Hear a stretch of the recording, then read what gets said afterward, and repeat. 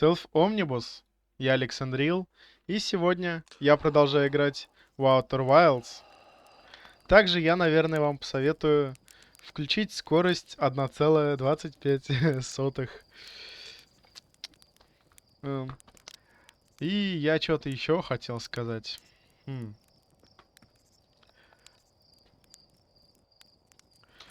Наверное, кстати, про скорость теперь постараюсь, если не забыть, и говорить об этом в каждом видео, потому что я уже в каком-то видео говорил, но я говорил в конце, что по сути смысловой, так сказать, нагрузки, не знаю, короче, в общем, смысл не меняется сильно от того, что вы конкретно на 25, так сказать, увеличите скорость. Но если, допустим, на обычном видео, то в этом смысла нет, который там, ну, максимум полчаса идет. А вот стримы, вот тогда да, это вам на целых, может, даже минут, десятки минут сократить, так сказать, время просмотра. Поэтому я теперь, наверное, каждое видео буду советовать ускорять. Если, естественно, не забуду. Также про забуду, не забуду, да. После того, как я стримлю, я не всегда сразу выкладываю видео, потому что иногда тупо забываю. А иногда у меня просто нет сил. Поэтому переходите на Трова, если что. Вот. Сейчас на часах 6:30 утра, не вечера. И я начал стрим на Трова. Скорее всего, это видео на Ютубе выйдет в 6 вечера. Вот. Что еще? Что-то еще хотел сказать.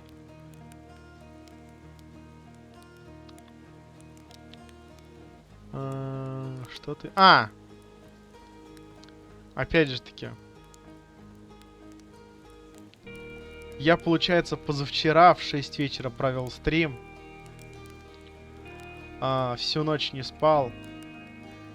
Удалось заснуть только вчера, где-то в обед. Часов где-то в 13 с лишним. А проснулся я сегодня где-то 1:30 утра в ночь. Поэтому сейчас вот 6 и провожу стрим. Вот.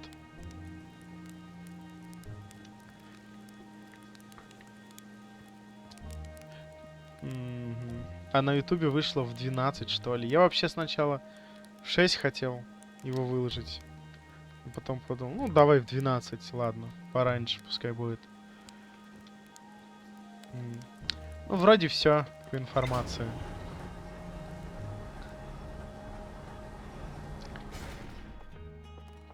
Так что, если вы на Ютубе, вам прям сильно не втерпешь увидеть видео, переходите на Трова. Записи стримов сохраняются. Правда, сейчас они сохраняются всего на неделю. Я не знаю по какой причине, но уровень, так сказать, пространства у меня снизился обратно до 1 уровня. У меня был 2 уровня, даже почти 3, и видео сохранялись вообще на 14 дней. На 3 был у меня на 30 дней, но почему-то он прям в самое начало, у меня вообще ничего нет, даже чуть-чуть не заполнено. У меня снова он съехал почему-то к 1 уровню. И сохраняется на 7 дней. Вот.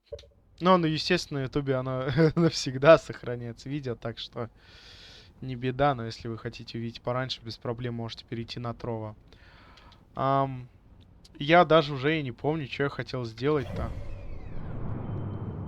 Куда лететь? Точно, я же на пустотной сфере еще не все сделал, да? М.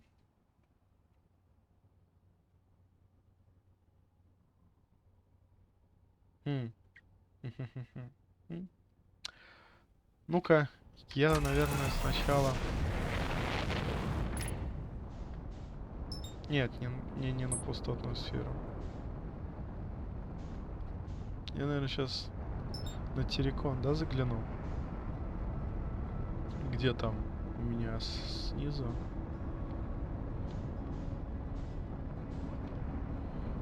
Вот туда.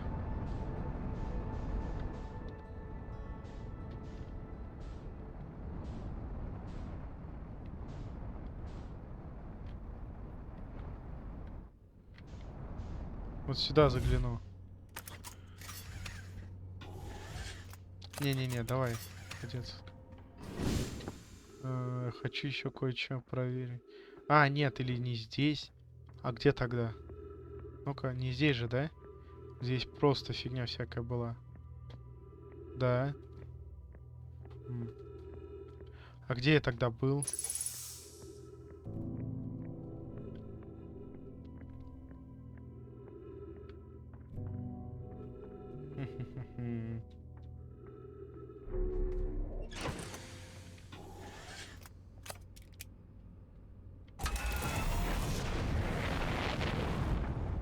Я просто еще раз хочу заглянуть в этот.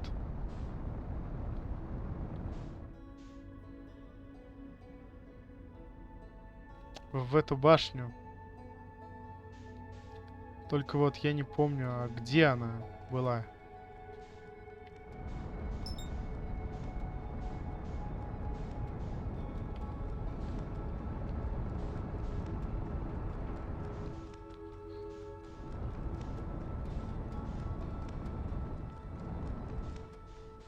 В принципе, можно такую скорость оставлять. 500 где-то метров в секунду.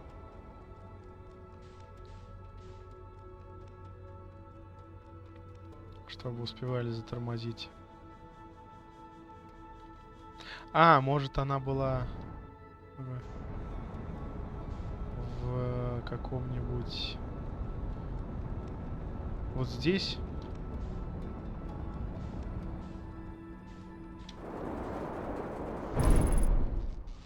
Ну да. А, вот здесь, может, я это видел. Ну-ка.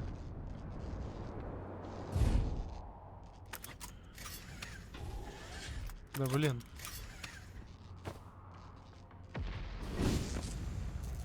Где ты там его? Эти поломки-то.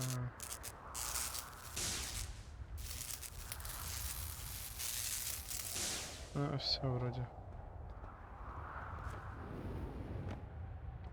А, вот, да, ну-ка.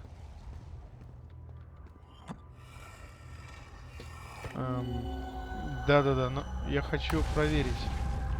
Нет ли здесь случайно чего-нибудь этого?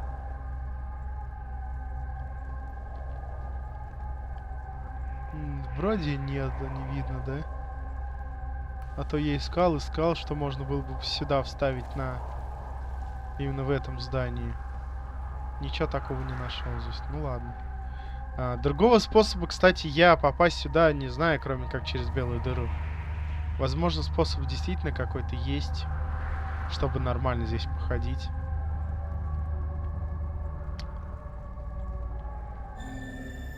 Ну да ладно. Все, я проверил, что хотел.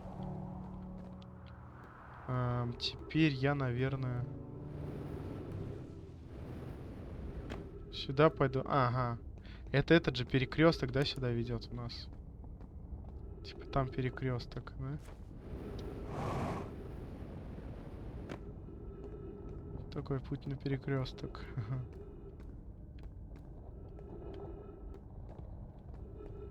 Вроде да.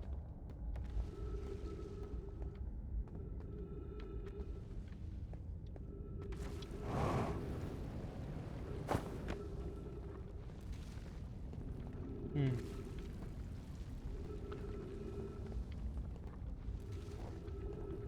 Ну ладно.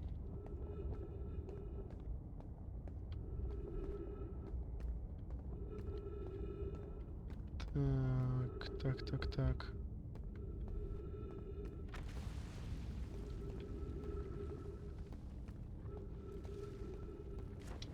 Ага. Так.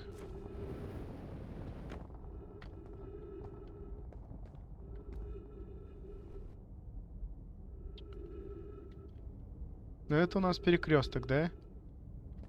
Ага, это путь обратно. В принципе, по два, да, пути? Путя. Ага. Пути, не путю, да? Ну все, нам конец. Нет?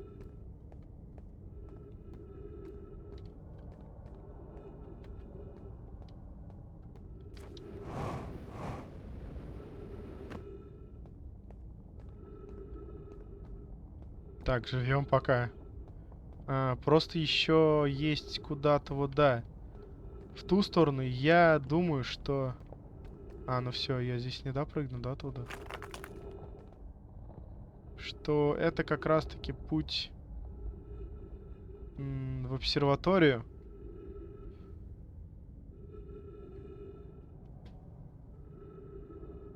Хм. Это так интересно. Что это сейчас было?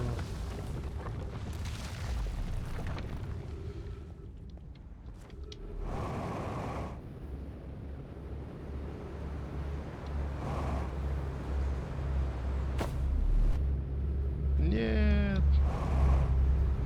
Нет.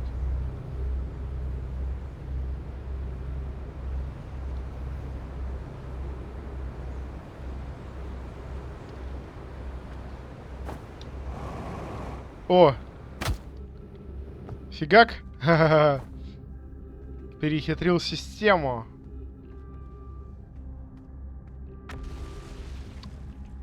Здесь вроде бы, да, там... Этот, тупик. Где-то, когда-то вон, тупик. Тупичок.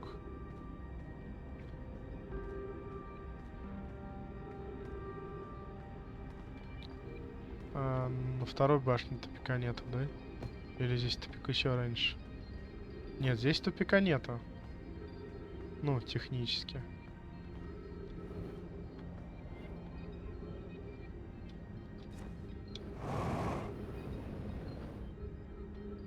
Ну или тупик, ну и ладно. И какой-то телепорт. А как мне туда выше забраться? Хороший вопрос.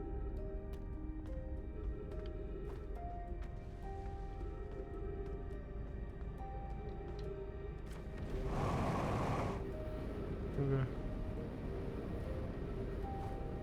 Нет, никак так не получится. Ну-ка.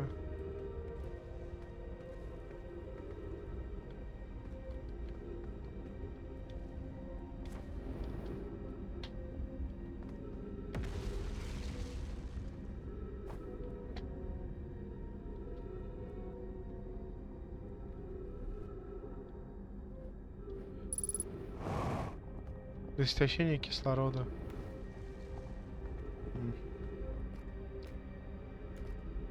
Как наверх надо забраться? Может, только телепортироваться сюда можно. В конце концов, там же телепорт. А может, как-нибудь и здесь можно добраться. Что типа вот здесь.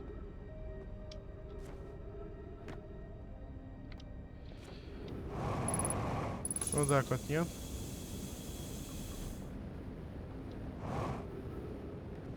Он, по крайней мере, кислород пополнил. Но туда так и не добрался, да.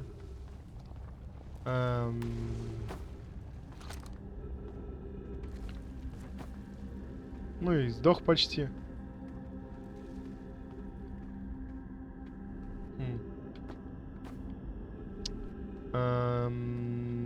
Типа вообще, ну, людей.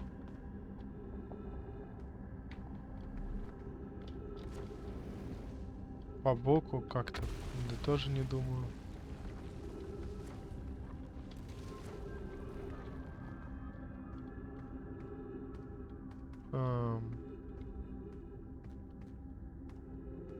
До сюда я тоже, да, не допрыгну? Да нет, даже если допрыгну, я оттуда тупо соскальзываю же.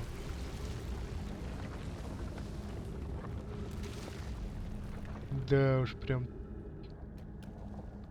так уходит вниз, это прям жесть.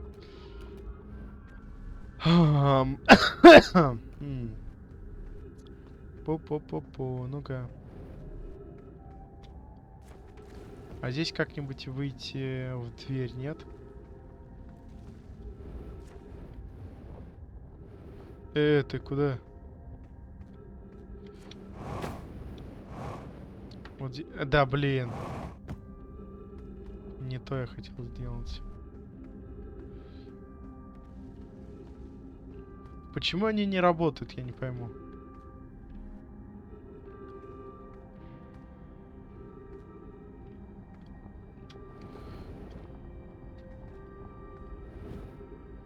Вот.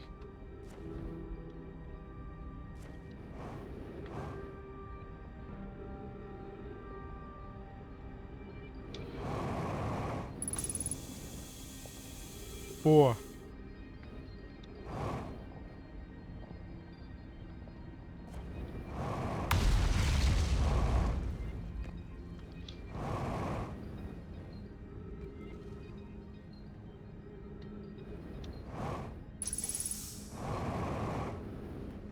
Так, тихо, тихо.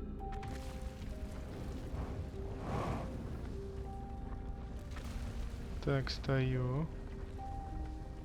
Мне туда бы надо.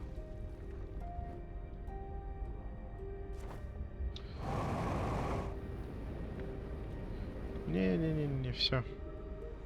Не смог. Да и у меня и топлива уже все нет, считай.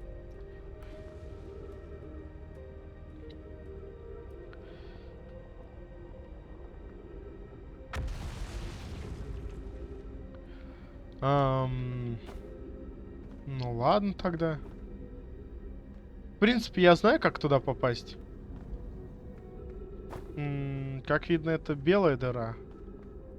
Технически, как туда попасть, я знаю.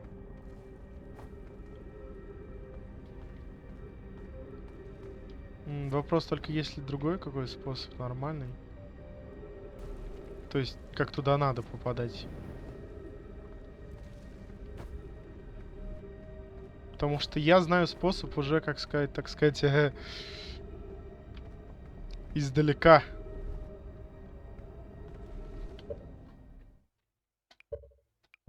Просто есть такой прикол, что на одной планете можно попасть как бы...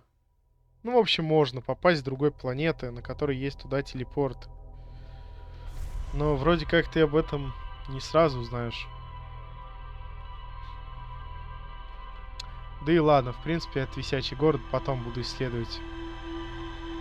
Сейчас у нас другая задача, я никак в обсерваторию попасть не могу. Хотя туда аж два... Да, два способа попасть есть, да? Со стороны этой башни, которая... Башни истины. И вот как раз таки...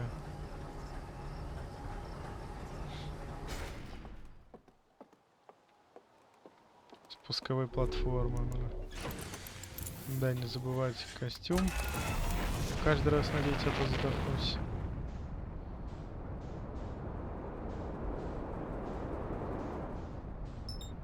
Так, где он там?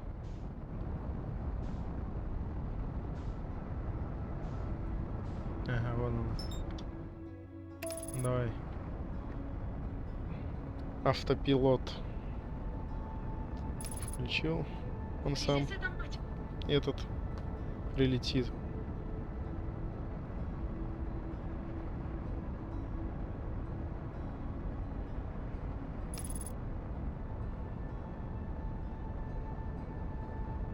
Че, все прилетел? Так, нам повыше четко.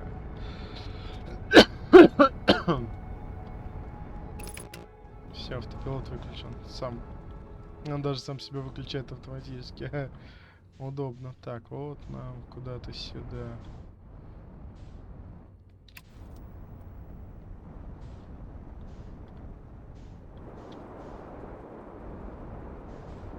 Куда-нибудь поближе сюда.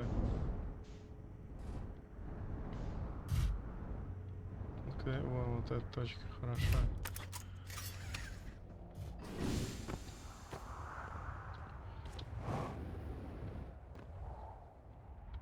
Ведь... Во. Это в обсерватории же, да? Да, Южная обсерватория. Как раз этого клочка здесь и не было, собственно говоря. Уничтожили это уже. А, или стой. Или вон там не было клочка, вот этого клочка не было. Да, сюда же попасть не мог. Да-да, вот. Я вот там стоял, вот этот клочок уже упал. Все ясно. Вот, да, вот так же упал, офигеть. Какой здесь огненно-лавовый спутник этой планеты.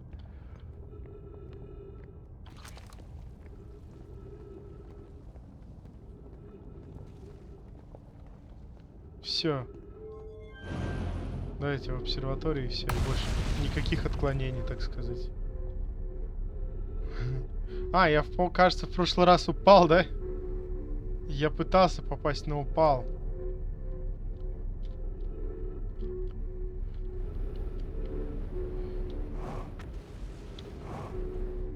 А.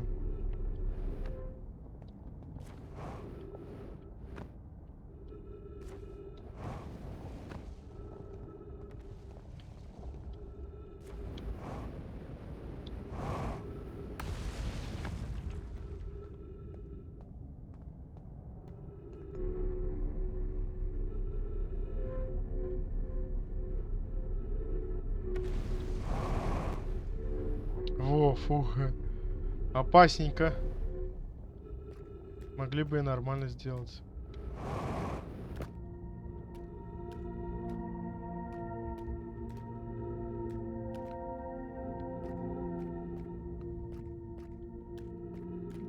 Да, опасно тут ходить.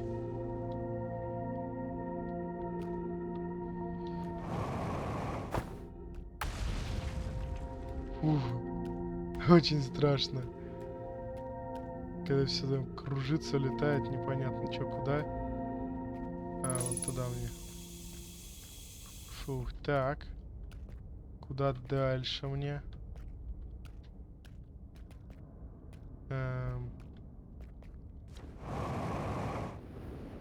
О, идеально хватает сюда запрыгнуть. Есть еще куда-то проход. Куда-то туда. А есть еще проход в обсерваторию, да?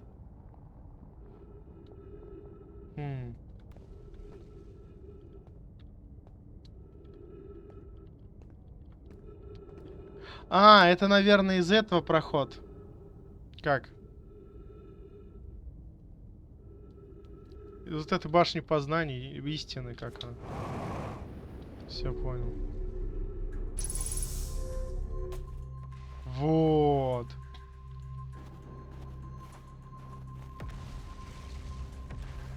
И тут есть уже спокойный выход на улицу. Шикарно.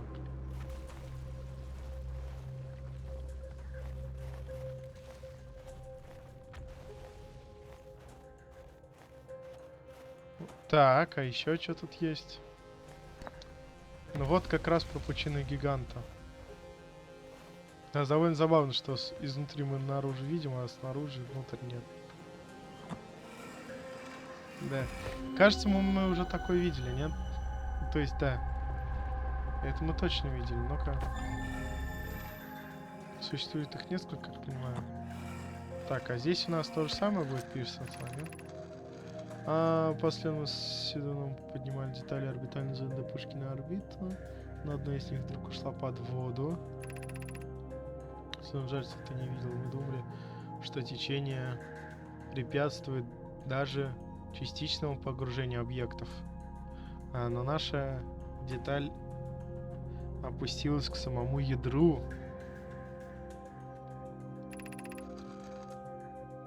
Кассо убедил меня не экспериментировать с другими деталями.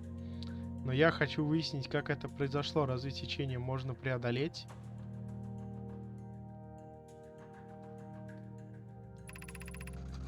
Благодарю за интересный вопрос. Мы совершили открытие.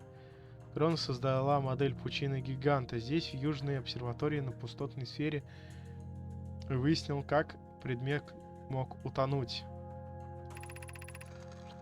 Послен, я смотрю на модель через проекцию, но не могу понять, в чем ваше открытие. Получится ли у тебя объяснить его суть, если я лично посещу обсерваторию? Если тебе не в тягость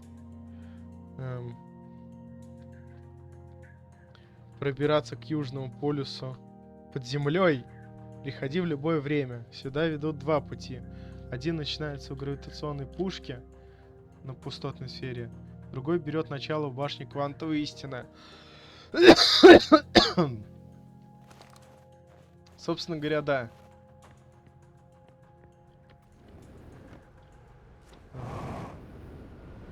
Есть два торнадо. Вращаются они в разные стороны. Этот уносит меня вверх. И таких большинство на этой планете. Но есть один, который вращается в другую сторону. И он не уносит меня вверх. А наоборот, со всей силы толкает меня вниз. Собственно говоря, так и можно попадать внутрь ядра. Естественно, он и существует в единичном экземпляре. И чтобы попасть вниз, нужно еще его найти. И не забыть, в какую сторону он вращается. То есть, этот, я как понимаю, если смотреть по часовой стрелке, а этот против часовой ввинчивает меня вниз. Окей. Так, ну давай, приводи.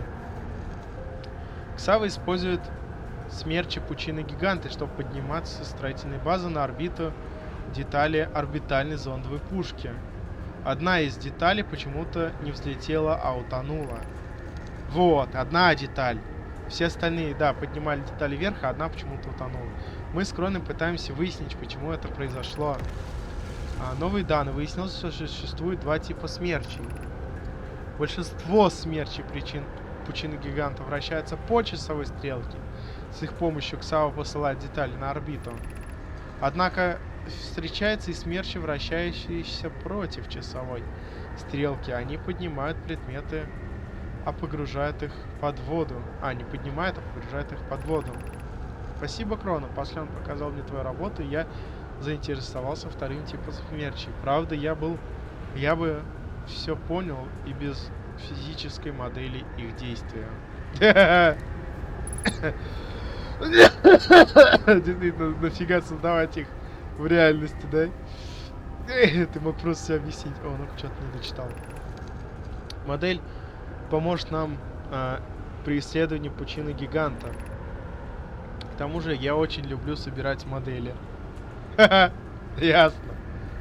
Просто понравилось модельки собирать. Вот собрал их здесь.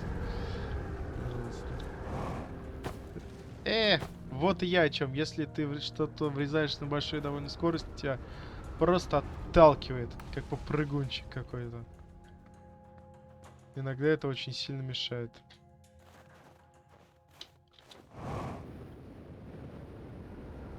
Так, ну-ка. Спасибо, что подсвечиваешь меня. Стоит ли нам изменить метод поиска ока Вселенной? Благодаря квантовой луне мы выяснили, как выглядит око. Возможно, следует искать око по внешнему виду. Давайте отправим зонд. Ну еще что-то. Так, поскольку мы не нашли око при помощи созданных для этого устройств, нам следует отказаться от их использования. Я поддерживаю Мальву, однако мы даже примерно не знаем местонахождение ока. Вероятность отправить зонд в нужном направлении катастрофически мала. Я знаю, как решить эту проблему. Мы обсуждали... ты обсуждал с Рами и Таволгой технологии, которые они разработают. В таком случае я бы выбрал пучину гиганта. Она находится выше всего от Солнца и открывает наилучшее направление для запуска. Кроме того, у нее нет спутников, не считая квантовой луны, которая иногда появляется рядом. Вон, ну наконец это называется спутником, а не луной. Да, разумнее всего строить пушку на орбите пучины гиганта.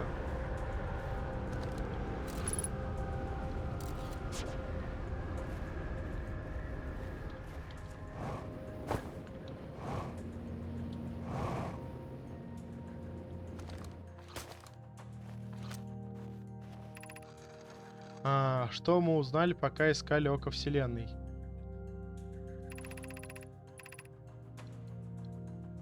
Судя по нашим данным о квантовой Луне, оно находится на орбите Солнца этой звездной системы. Это ограничивает пространство, в котором может находиться Око, хотя и остается огромным. Наш звездолет засек сигнал Око, и мы совершили гиперпрыжок в эту звездную систему, но не обнаружили здесь Око. Локаторы, которые мы поставили на Терриконе, и более чувствительных локатор, созданный здесь, не смогли поймать сигнал Око.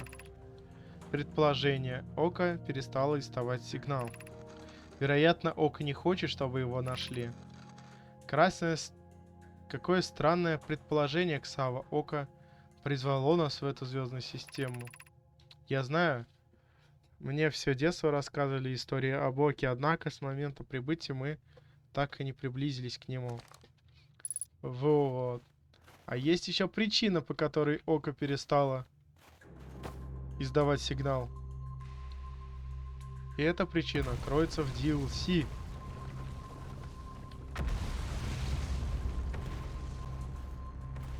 Так, итак. Давайте, наверное, оттуда, да, начнем. Час пепла и час угля вращается вокруг Солнца.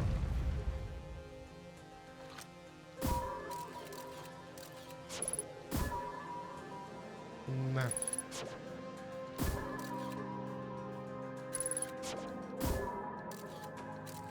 Да, блин. Пытаюсь их сфоткать как-то поближе. Ну, короче, да. Час пепла и час угля. Это камелек.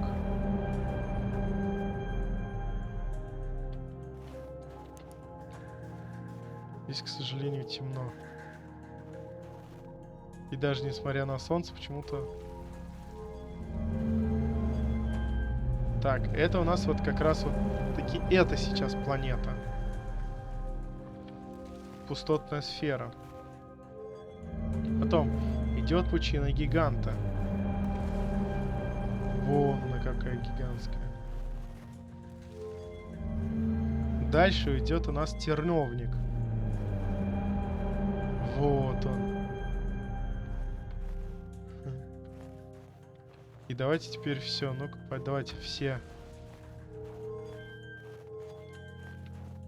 Вот, да.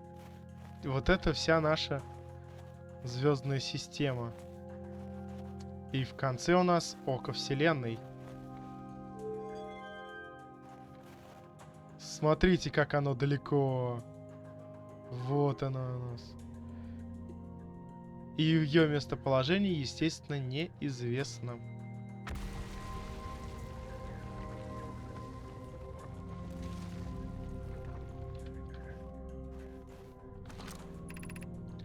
Невозможно определить орбиту. Обнаруженные сигналы не соответствуют известным параметрам Ока Вселенной.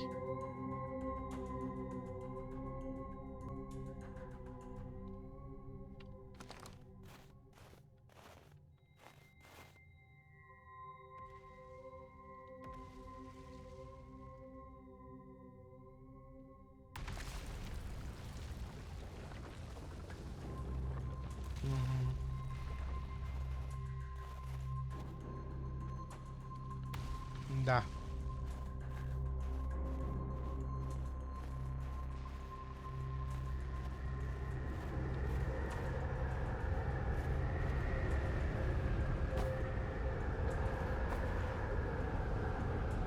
Это снежинка, что ли?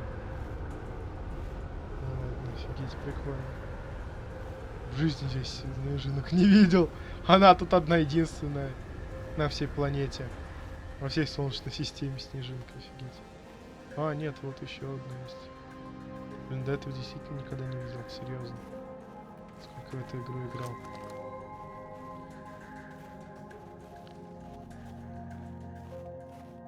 Ну, собственно говоря, происходит то же самое, что и на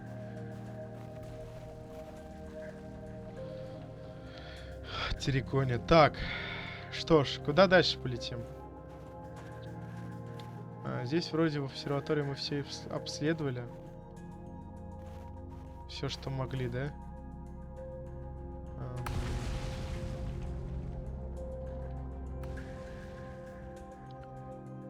Пу-пу-пу-пу. Ну, в принципе, можно еще теперь город обследовать. Почему бы нет, да?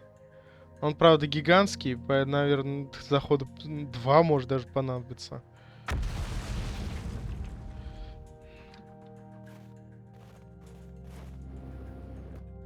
Или лучше на этот пойти?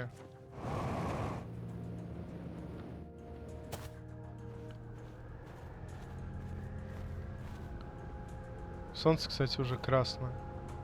Скоро взрываться будет.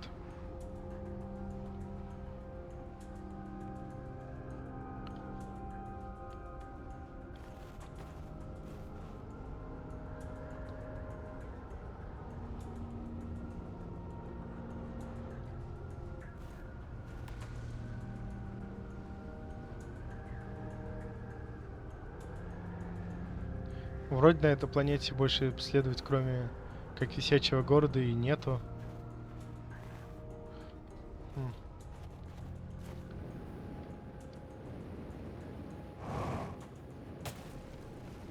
Обратно я туда спуститься не могу.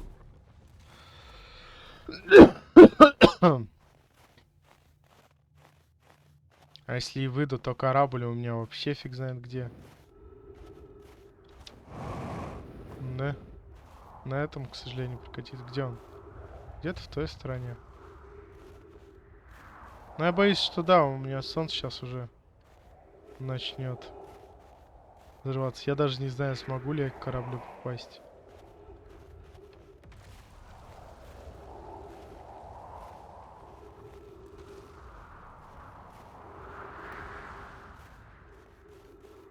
Вряд ли.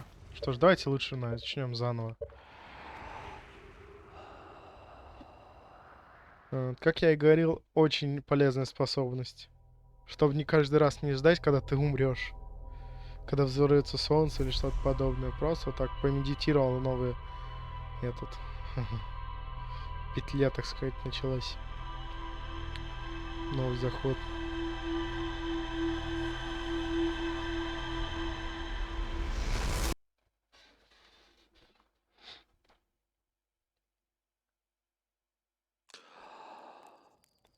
Квантовая луна на орбите.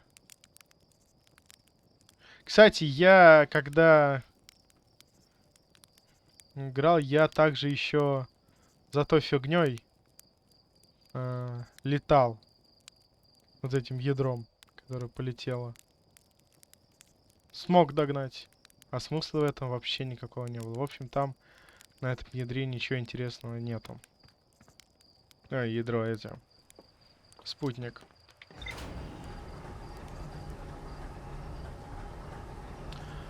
Кстати, можно еще, наверное...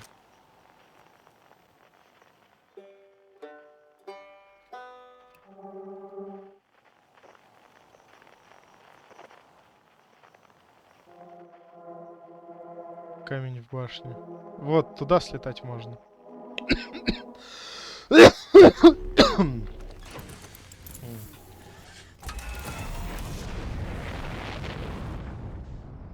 Так, ну-ка. Почему бы не слетать, да? Здесь недалеко. Ну, технически здесь все недалеко. Вот, когда-то сюда, да. Сейчас как-нибудь попробуем приземлиться. Ну да, как-нибудь.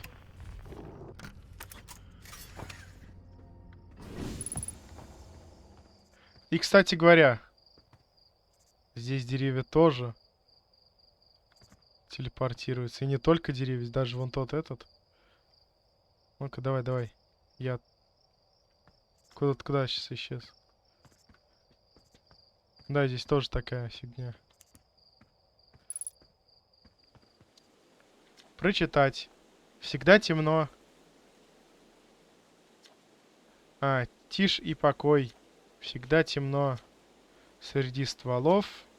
В глуши лесной. Да.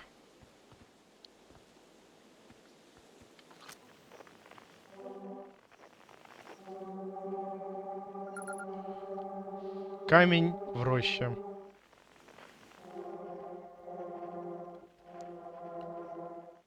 И еще где-то там что-то есть.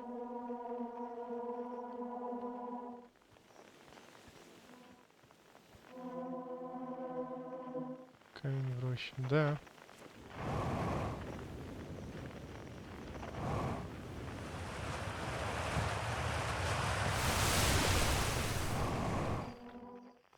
А туда можно упасть. Но давай-ка сначала сюда, наверное, слетаем. Что у нас тут?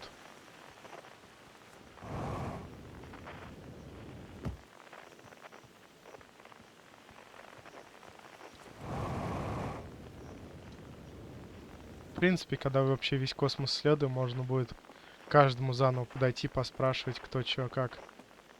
Может, тот новый что-то и расскажет даже. Так, что у нас тут наверху? Какое большое дерево.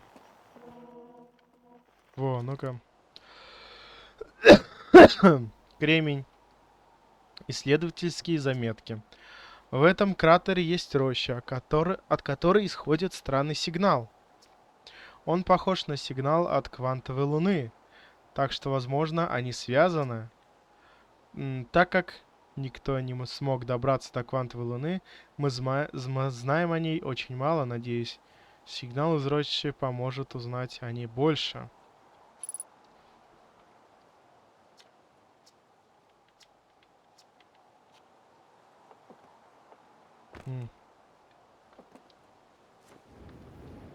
Так. Ну-ка. Камень в роще.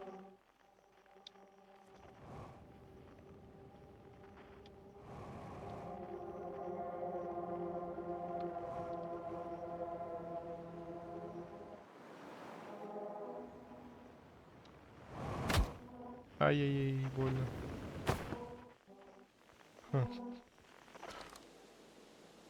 Here lies is river.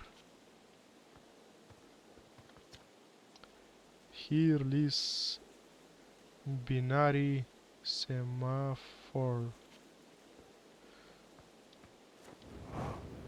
Довольно странно, что это все не перевели английские слова.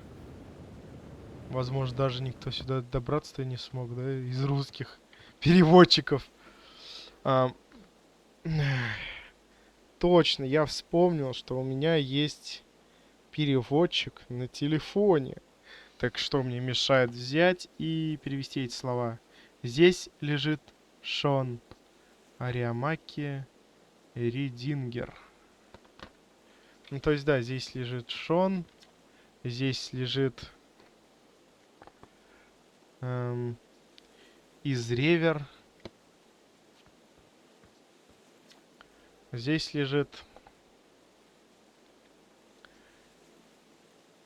Все равно непонятное что-то лежит. Потому что слова вместе и телефон не переводит. Сейчас я сделаю, наверное, сфоткаю. И разделю эти слова. Вот, да. Двоичный семафон. Да.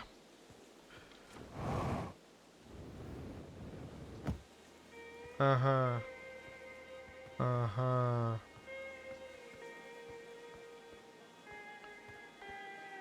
Здесь же этот стоял, кто-то стоял, в общем.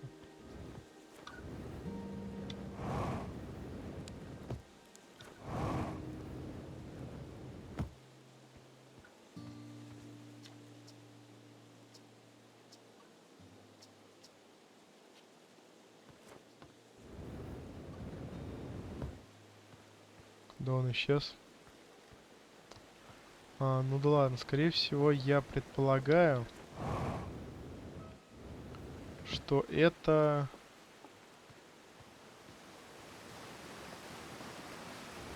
исходит звук из, кстати, пещеры невесомости, обсерватория.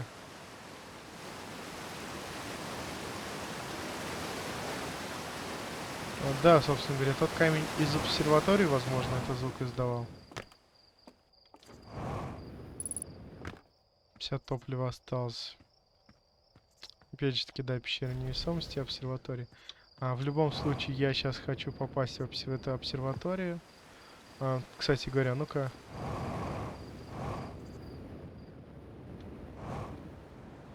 Ну-ка, стоп.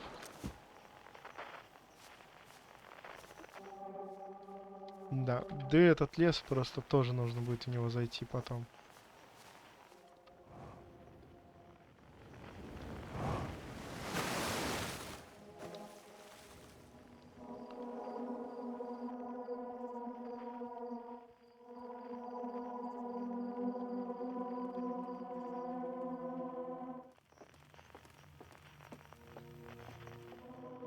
Во, да-да-да-да-да.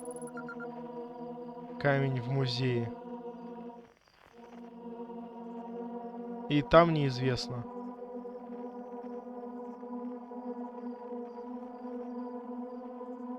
На этой планете тоже есть похожий сигнал. Но я хотел сейчас кое-что на английском изучить.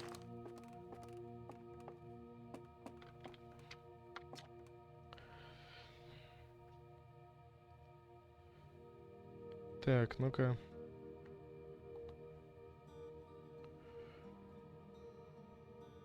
Большое спасибо этим дополнительным членам, основателям Outer Wilds и Venturas, без которых мы никогда бы не оторвались от Земли.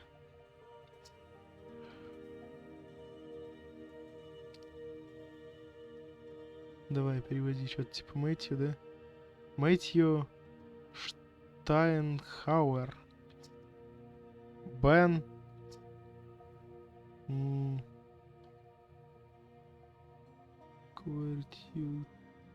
Так, ну-ка сейчас, секунду.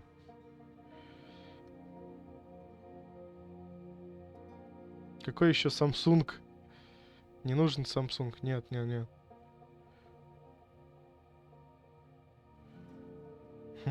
Па это пирог. Кверти. Ой. Ну-ка. Просто на русский букву нельзя. Короче, это слово вообще непереводимое какое-то. Джордан. Том. Сейчас, секундочку. Шон. Какое-то непонятное слово, которое находится в кавычках. Сейчас кавычки удалю.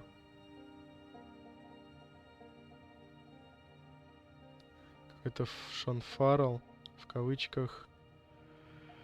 Акула тамплиер. Что? Акула тамплиер. Стевен. Райан. Ну-ка, это что за слово? Амрекер. Ну, в общем, да. Могли бы, в принципе, и перевести. Ну и ладно. Вроде как говорилось, в обсерватории что-то дополнительное появится. Точно. Неф. Эксгибит, окей. Да. В общем, это как раз по дополнению. Что прикол в том, что он вращается, и как раз таки в дополнении же новая планета появилась. Вот, и он как раз Прикол в том, что это искусственная планета. Находится где-то неизвестно не на орбите. В этом-то и прикол, поэтому мы ее и не видим. Потому что она не на орбите находится. Но это, наверное, уже потом. Потому что, короче, планеты, она довольно, так сказать, обширная. Там прям обследовать и обследовать, и обследовать, и обследовать. Так. Я еще хотел зайти в лес. Вот это, да? Возможно, там что-то будет. Да, потому что чисто лес. И так, ну-ка. Где тут у нас вход? Да. Отсюда тоже исходит вот этот звук.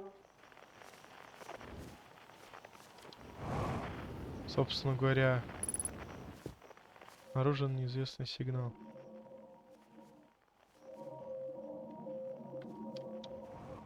Да, чё ты не прыгаешь? Да, радиовышка, сигнал радиовышки. Есть ли что-то здесь-нибудь интересное? Да, давайте сразу берем, почему бы нет. Это задание, так сказать. Раз, пишем. Хе-хе. Итак, прошло 2 дня с тех пор, как мы запустили спутник Солнца, и сейчас я буду просматривать первую партию фотографий. Мы решили увековечить этот исторический день, когда покорители дикого космоса... О! Они печатаются. Клянусь звездами, это невероятно. На этом фото пустотная сфера. Ой, а на том пустотная лампа. А вот пучина гиганта и квантовая луна. У меня нет слов, просто нет слов. Каждое небесное тело нашей прекрасной звездной системы... Не солнечная. У нас солнечная система, не у вас. Получилось превосходно. На каждом из этих 3 фотографий. И вы посмотрите на эти цвета. Вот это я называю искусством. На них можно смотреть вечно. Наш камелек выглядит совсем крохотным с такого... Секунду. А это что такое? Это неправильно, то есть... Такого же быть не может. Наверное, я что-то не так понимаю. Тем более на других фотографиях этого не видно, только на одной. Наверное, что-то сломалось. Это единственное разумное объяснение.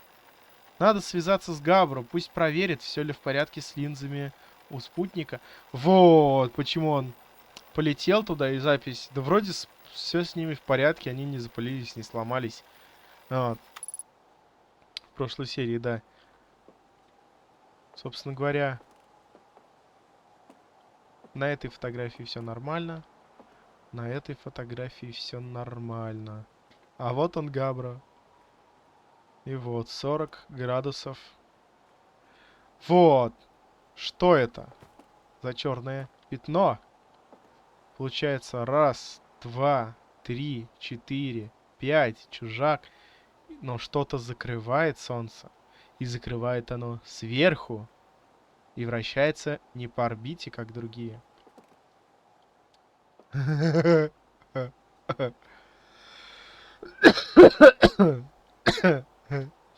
да, Гавра дает. Так. Собственно говоря, да, чтобы эту планету обнаружить, нам нужно лететь на этот спутник и дождаться, пока он... Вот, здесь подсказка 40 градусов. На остальных градусах все в порядке. Это получается, как понимаю, снизу. А это сверху. 40 градусов. И будет что-то видно. Довольно забавно. Так. А теперь в лес. Разжжем костер. Здесь больше ничего нет. О, записка. Я бегаю на радиовышку чуть ли не каждую минуту.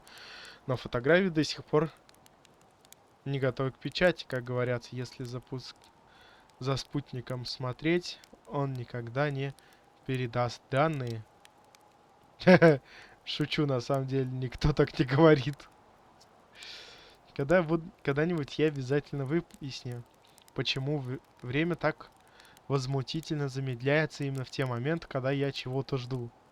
До той поры придется следовать чужим советам. Если верить Габро, убить время можно следующим образом. Габро рекомендует 3 шага к спокойной дреме. Первое. Разожги небольшой костер и стройся поудобней. Второе. Смотрись в огненные всполохи. Третье. Забудь о времени и ощущи тепло, которое погрузит тебя в безмятежный сон.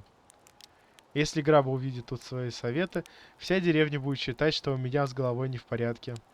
С другой стороны, Габро любит горелые маршмеллоу, так что пусть молчит и не выделывается.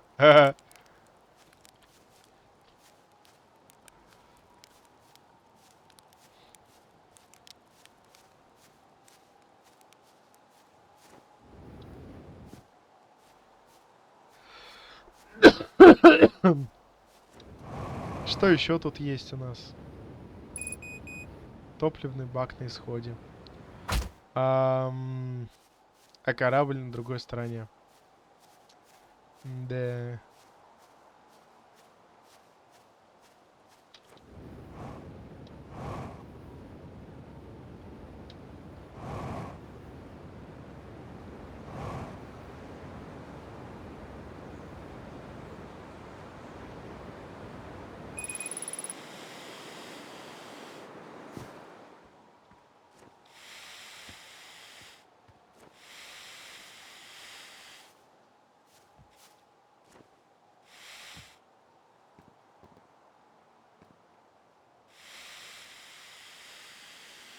Как хорошо, что я могу использовать кислород, ведь он здесь бесконечный. А еще, что я не умер. И могу спокойно себя починить. Готово. Восполнение кислорода, слушайте. Да, здесь, кстати, много всего. Вот здесь даже растения есть для кислорода.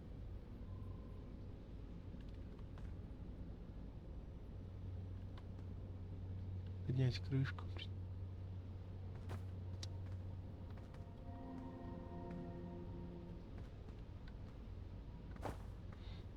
Карта космоса здесь есть.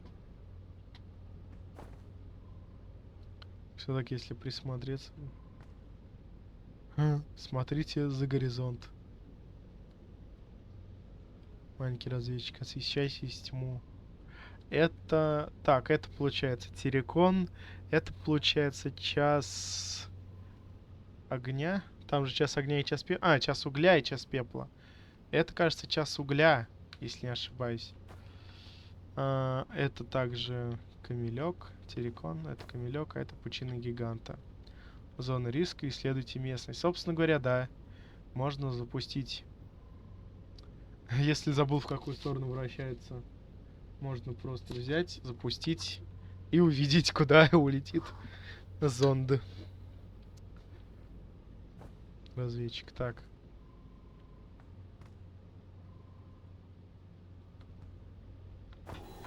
Чё по бортовым журналам?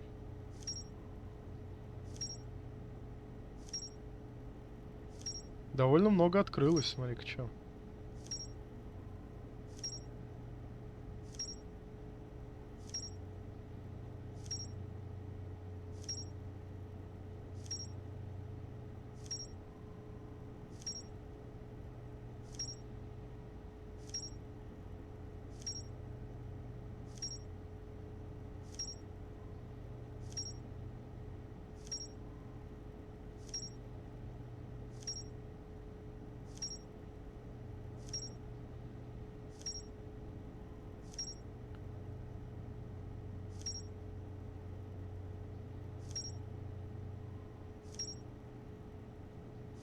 Прям много открылось. Зря, наверное, не заглядывал все это время.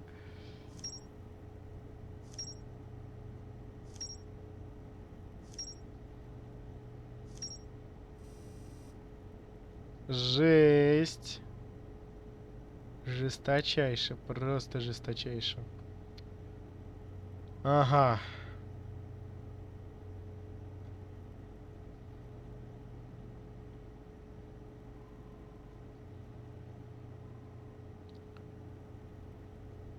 еще тут жарковато.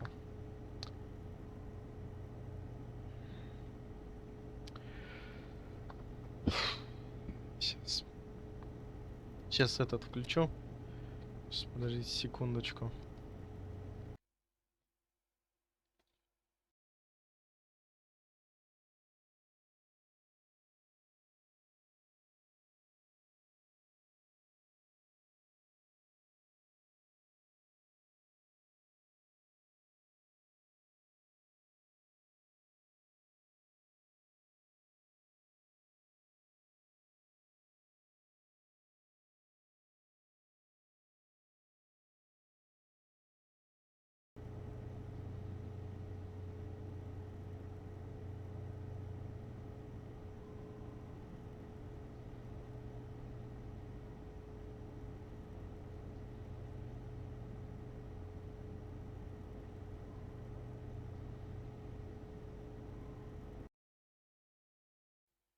Что-то звук забыл включить. Ладно, так.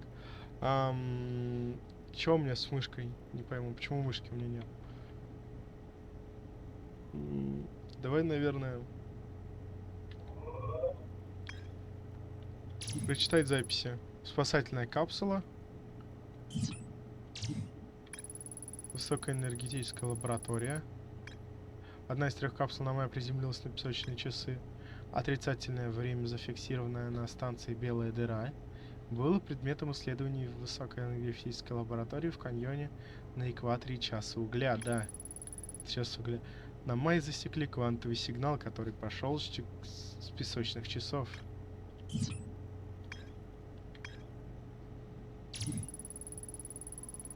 Эскер запрашивает... Выращивает у себя в лагере деревья. Кажется, все в порядке, но жить на Луне в полном одиночестве наверняка грустно. Устройство на Мае, которое должно было определять источник далеких сигналов на Мае, были расстроены, но не смогли поймать сигнал некого ока Вселенной. Что не смогли. Платформа с отличным видом на Солнечную систему. Эскер применяет сигналоскоп, чтобы проверять, как поживают остальные путешественники.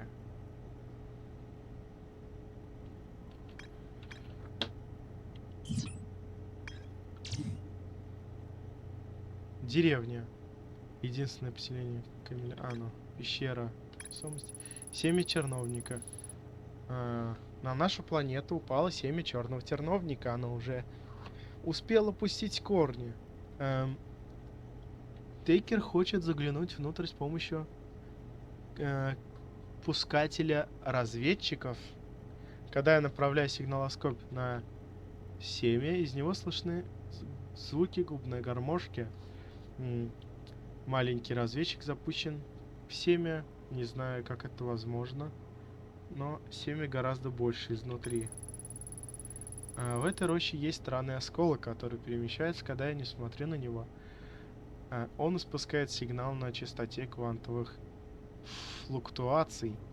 На одном из деревьев рощи вырезано стихотворение. Радиовышка служит для того, чтобы получать фотографии с искусственного спутника Солнца. На стенах висят снимки всей Солнечной системы.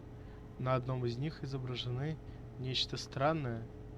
Роговик и другие покорители дикого космоса полагают, что во время съемки произошла ошибка оборудования.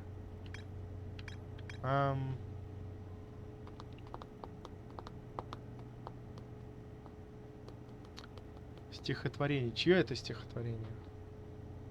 Не помню. Надо сейчас изучать. О, квантовая луна. Квантовая луна на Мае, на пустотной сфере. Видели фантомную луну, которая иногда появлялась на небе. На Мае по имени Соланум посадил свой шаттл на квантовой луне. Кремень в своих заметках говорит о квантовой луне, до которой еще не добрался никто из камелян. На Майе построили на квантовой луне святилище, чтобы путешествовать к ее шестому местоположению. В шестое местоположение многие на Майе отправлялись в паломничество к квантовой луне, и она переносила их в заветное шестое местоположение. Чтобы попасть на шестое местоположение, святилище квантовой луны должно быть строго на северном полюсе. Шаттл Соланум. На Майе по имени Соланум посадили шаттл на южном полюсе квантовой Луны, чтобы собрать Луны, и собрались продолжить путь пешком. На Майе всегда садились на южном полюсе квантовой Луны, хотя и не могли объяснить почему.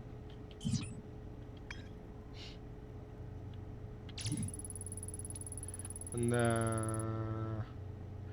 Лагерь, где живет Рибик. Рибик разбивает лагерь внизу перекрестка. Рибик восторгается тем, сколько здесь можно узнать об истории на Майе, и одновременно пытается перебороть страх перед черной дырой. Рибик работает единственным археологом на Камельке. Рибик борется с боязнью космоса, чтобы изучать, как на Майе жили на пустотной сфере.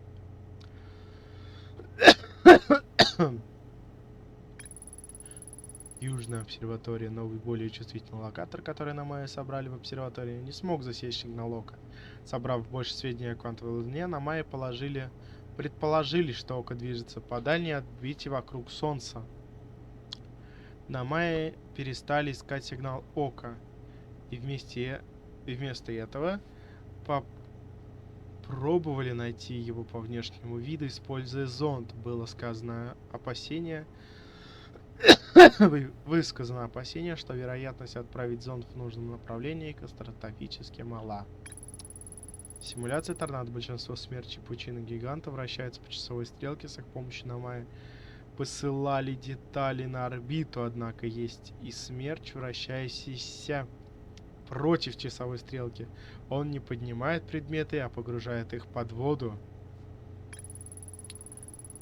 Башня квантовой истины. На Майе построили на квантовой луне святилище, которое должно было помогать тем, кто совершал паломничество, и к ее шестому местоположению. Не забудь главное правило. Шестое положение доступно только когда святилище на северном полюсе. Паломничество на квантовую луну было очень важно для каждого на Майе. Когда две группы на Майе, попавшие на час угля и на пустотную сферу, наконец объединились, они решили во что бы то ни стало посетить квантовую луну.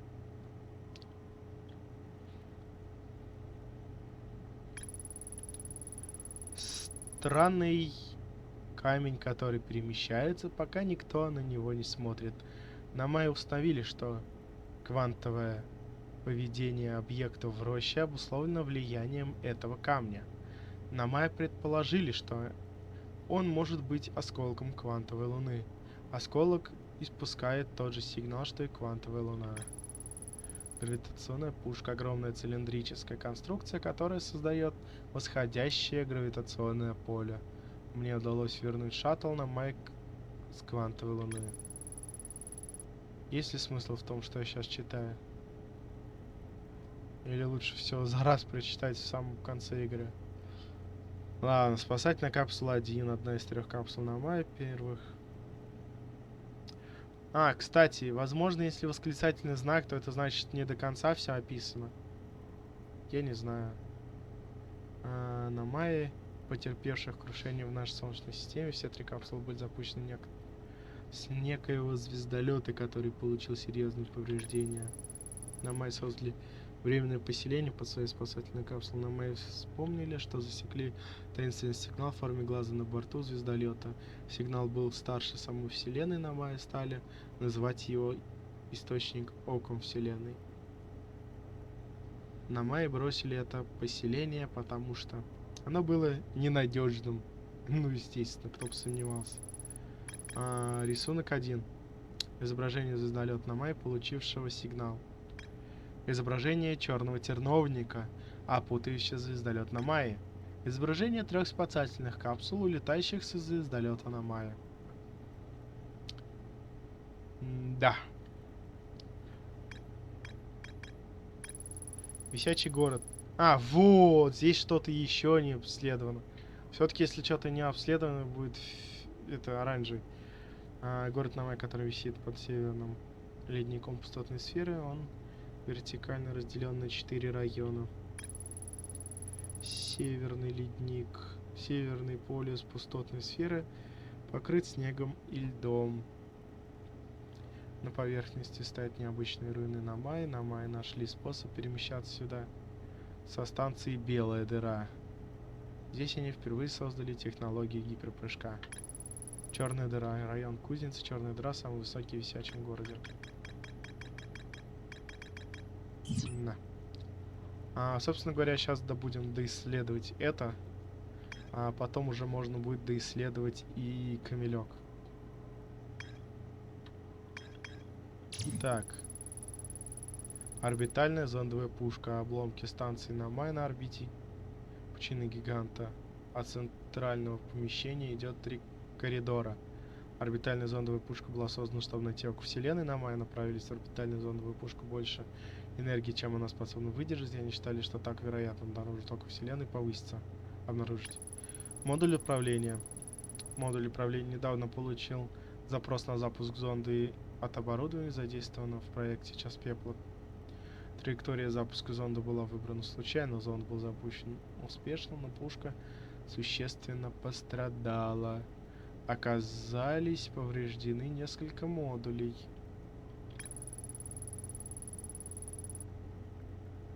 Модуль отслеживания зонда. Модуль запуска. Модуль запуска сильно пострадал, от проекционный аппарат по-прежнему работает. Намай по имени Мальва считал, что судьба пушки не важна, поскольку зонд надо запускать всего один раз. Намай по имени Тереза возражала, что они смогут получить данные из зонда, если будет поврежден модуль обследования.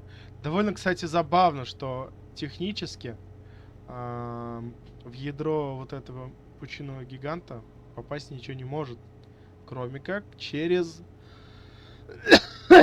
обратный ураган. И он всего единственный. И этот модуль обследования, естественно, попал в этот единственный ураган. Повезло. Один из 3 модулей орбитальной зондовой пушки.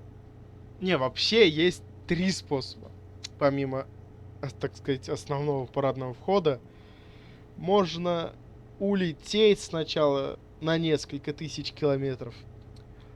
Прикол в том, что да, собственно говоря, что здесь несколько тысяч километров, это вообще, типа, у нас это прямо это наоборот, у нас это вообще ни о чем. Ну, прошел ты там несколько десятков, сотен, да, километров. Че тебе это не дало? А здесь это прям очень дофига. И, в общем, ты пока летишь, ты можешь все ускоряться, ускоряться, ускоряться, ускоряться и ускоряться. Вот. Тебе нужно, в общем... Но у тебя есть всего 22 минуты. У тебя, получается, есть 10 минут, чтобы долететь до одной стороны, так сказать, точки полета. И потом на всех парах нестись прямо в эту пучину гиганта. И со всей скорости просто в нее врезаться. Вот тогда, да, тогда ты сможешь проскочить вовнутрь. И даже получишь достижение. Если не ошибаюсь. Это, так сказать, задумано самой игрой. Второй способ. И есть еще 3-й способ, который нашли люди. Это просто забраться под какой-нибудь камень на звездолете. Допустим, какой-нибудь камень поднялся в воздух с помощью этих торнадо. Ты под этот камень на самолете своем, на звездолете залетел. И когда он падает, он, короче, может тебя под текстуру, так сказать, продавить прямо в центр этой пучины гиганта. В общем, таких вот 3 способа в центр попасть. Так, ладно, один из 3 модулей орбитальной зондовой пушки. Модуль отслеживания зонда получает данные запущенного зонда. Дома, работавшие в модуле отслеживания зонда, должны были первыми узнать координаты ока Вселенной. Компьютер Намай сообщает, что модуль отслеживания зонда отсутствует. В проекте Намай было видно модуль отслеживания зонда. Кажется, он где-то под водой. Через иллюминатор были видны фиолетовые электрические разряды. Так, я сейчас просто вспомнить хочу. Получается... да эти как... Получается же, квантовая луна притягивается к этим планетам, потому что на каждой из этих планет есть квантовый вот этот камень. И я сейчас пытаюсь вспомнить. То есть, сейчас угля есть квантовый камень, потом камелек есть квантовый камень, пустотная сфера это тот квантовый камень есть. Пучина гиганта. Пучина гиганта вроде в том месте. В том месте, возможно, есть. А вот уже терновник. Терновник. Я в терновнике не уверен. Возможно, и квантовая луна там не появляется. Около терновника. Да нет, вроде должна около терновника появляться квантовая луна. Только вот насчет квантового камня там я не очень-таки уверен. Так, ладно, что дальше у нас? Пучина гигант, собственно говоря. Остров, где живет Габра. Габра отдыхает в гамаке недалеко от берега. Удобно устроился. Габра попал еще одна статуя Намаи уже на другом острове. Глаза статуи начали светиться, и перед глазами Габра пронеслись воспоминания. Габра вспомнит свою смерть. Перед глазами Габра понеслись воспоминания, прямо как в тот раз, рядом со статуей. Только мы с Габра понимаем, что во временной петле. Остров статуи. На пляже. Ну да, собственно говоря, мне нужно эти все сначала посетить. На пляже одного из островов Пучины Гиганта была статуя Намая, так же как привезенная Габра на Камелек. Остров статуи, как называет его Габра, соединен с двумя другими каменной аркой. Глубина океана. Габра говорит, что в океане есть сильное течение, которое не получается преодолеть. Намай создали орбитальную зондовую пушку на строительной базе на пучине гиганта. Квантовый сигнал. Намай засекли квантовый сигнал, который шел откуда-то с пучины гиганта. Да, собственно говоря, там тоже есть. Терновник. Черный терновник.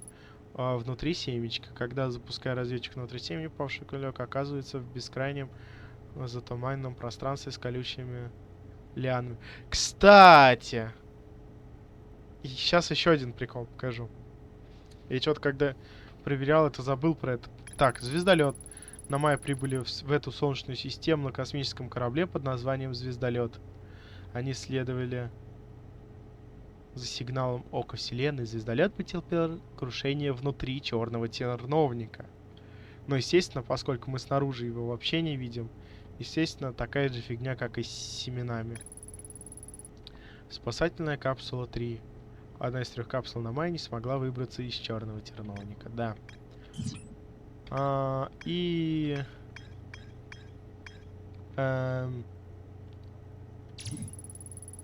Станция Белая дыра. Каждая из гипербашен на мае связана с тем или иным небесным телом. Чтобы переместиться, нужно стоять на платформе, в то время как башня будет указывать на соответствующее небесное тело. Оно должно оказываться прямо над головой. На мае заметили аномалию. Переносимые объекты выходили из гиперпрыжка на пустотной сфере раньше, чем входили в него на станции Белая дыра. Отрицательный интервал между выходом и входом был очень мал, примерно 1 100-тысячная доля секунды. Как они вообще это заметили, не понимаю. Это же даже быстрее, чем мгновение. На мае не были уверены, может ли их оборудование настолько точно измерять время. Вот и я это тоже. Как они обнаружили. Оборудование оказалось лучше, чем мы не предполагали. Довольно забавно. Отметить. Кстати, да, я могу отмечать места. Это довольно забавно. Еще есть и этот. Ага, я, кстати, еще на это не приземлялся. Не могу, кстати, место отметить. Забавно. Что-то типа...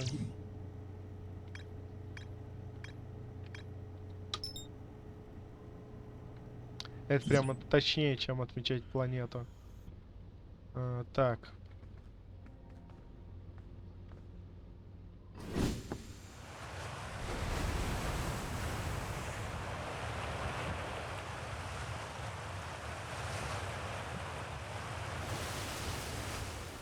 Что я хотел там?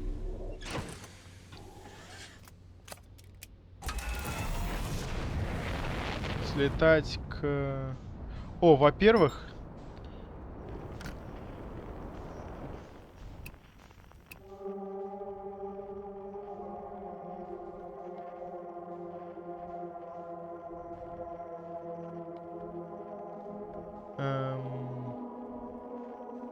В смысле неизвестно?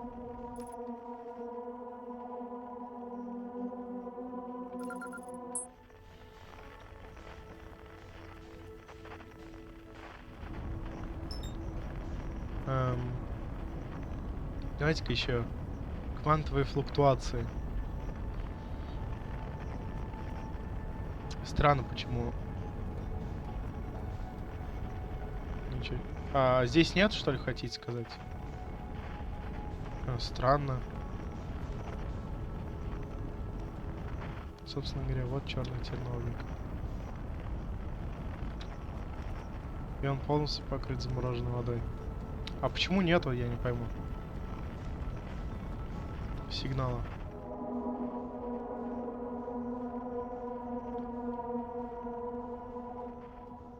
Странно это все.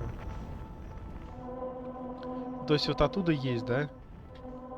Отовсюду есть, а здесь почему-то его нет. Стой, квантовая луна все-таки... все-таки обследовалась. Или как, закрепилась. Но нам сейчас на 7 черного терновника.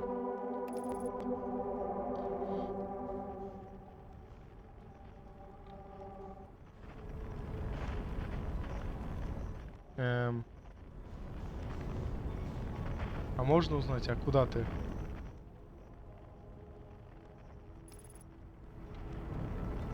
Движение к точке назначения. Ты уверен?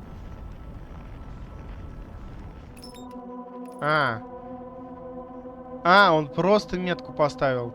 Я думал, как вот это.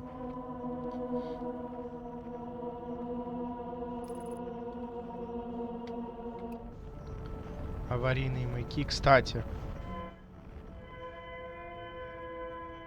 Вот как раз таки на части угля и части пепла аварийные маяки есть.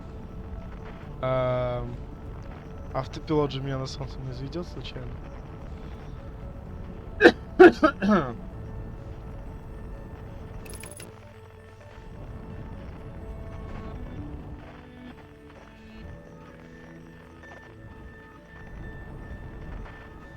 Все, да, конец времени.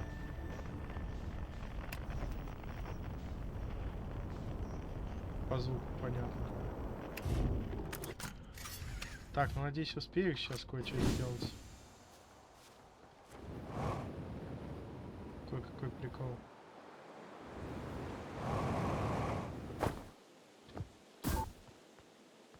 Потому что... Копия сигнала. Копия сигнала. И еще одна копия сигнала.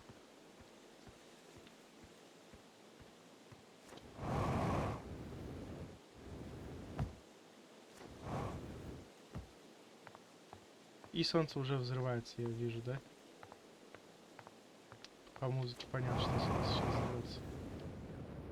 Собственно говоря, да.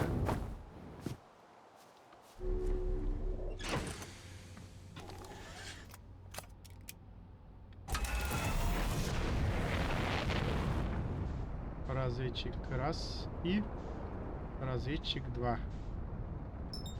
И где он находится? На чертовом терновнике. Вот это я понимаю, телепортация. А не ваши, это черные белые дыры.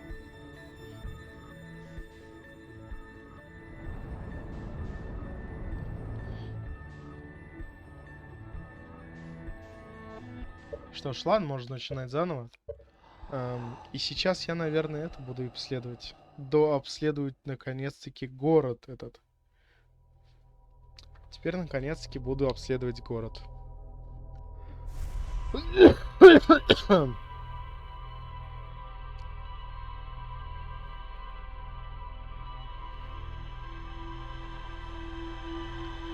Естественно, наоборот, прям зайти в белую дыру, выйти из черной дыры невозможно.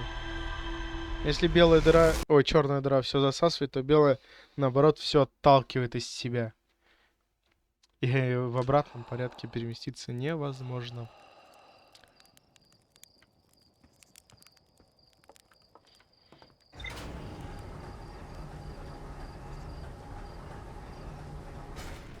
А, еще я хотел это. Про это стихотворение можно, кажется, спросить у кого-то. Вопрос только до сих пор отмечено. Прикольно. Так. Вопрос только у кого? Где у нас она?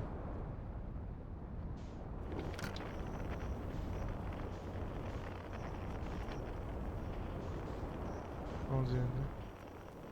ПДК.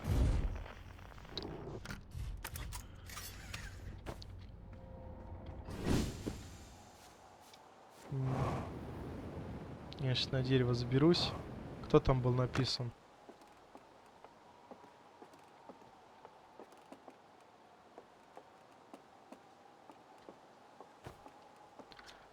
Кремень, кремень, кремень. Это кто у нас? Кремень, кремень, кремень. Блин, знать бы, кто это еще. Кремень.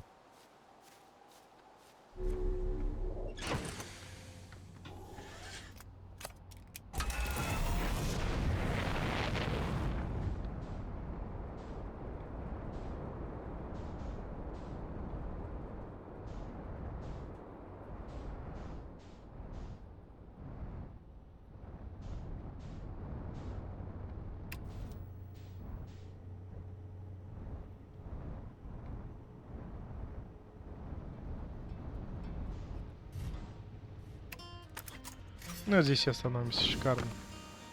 Хорошее место. Ты у нас кто? Блин. Форфе. Дайте-ка в начало вернусь. Ты у нас кто?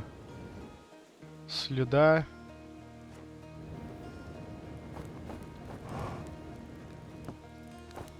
Ты сланец.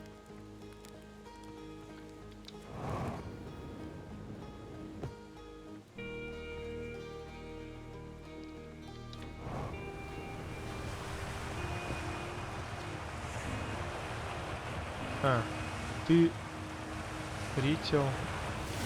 Ты Мергель. Ты у нас, получается, Гнейс.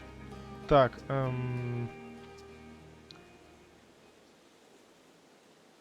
на барабанах играет кремень.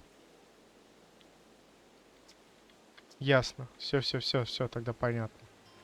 Дальше можешь не говорить.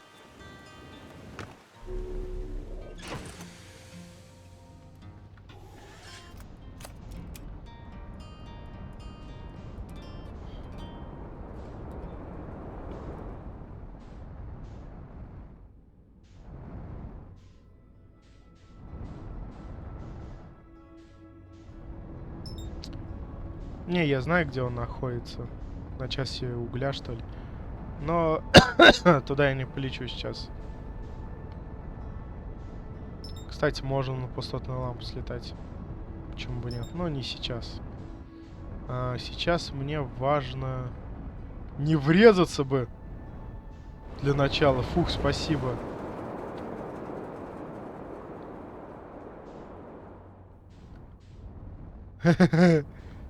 Чуть не сдох. Ладно.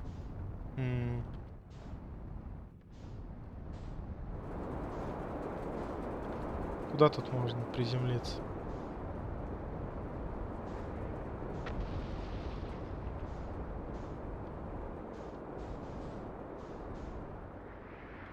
Ага, вот она.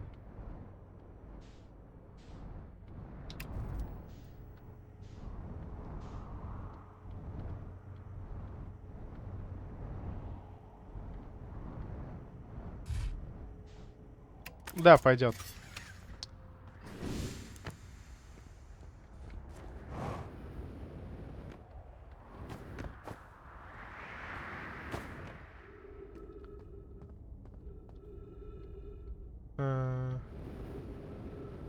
Нам сейчас туда, да? Ну, чуть-чуть резался, ничего страшного. Топливо заканчивается, блин. А, может, у этого я смогу? Где он?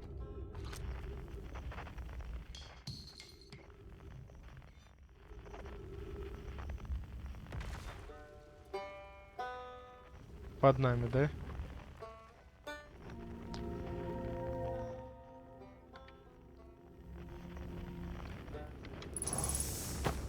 Ага, хорошо, шикарно. Что ж, 1,5 часа, перерыв.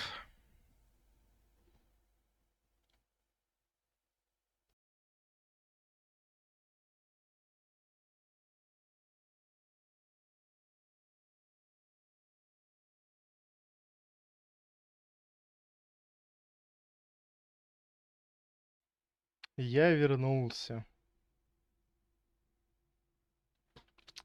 Продолжаем играть. Возможно. Кажется. Не уверен. Да, забыл совсем переключиться, во-первых. А во-вторых...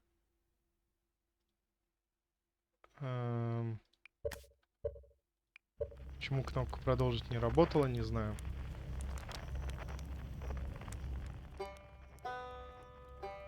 Какие вообще частоты? ПДК. Что такое ПДК? Ну, короче, инструменты. Надо будет отключить как-нибудь.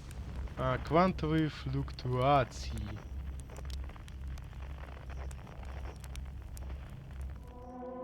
Где-то там он.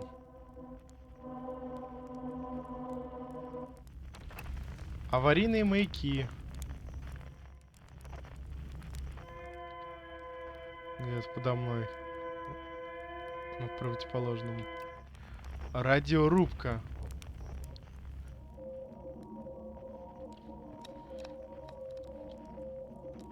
Неизвестно где. В бесконечной дальности, офигеть.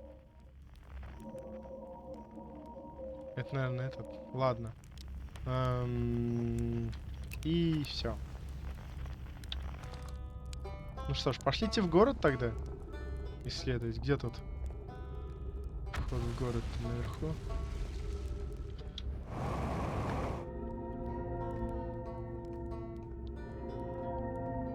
Вот здесь страшно проходить, думаешь, что между ними прям обвал и куда ты упадешь.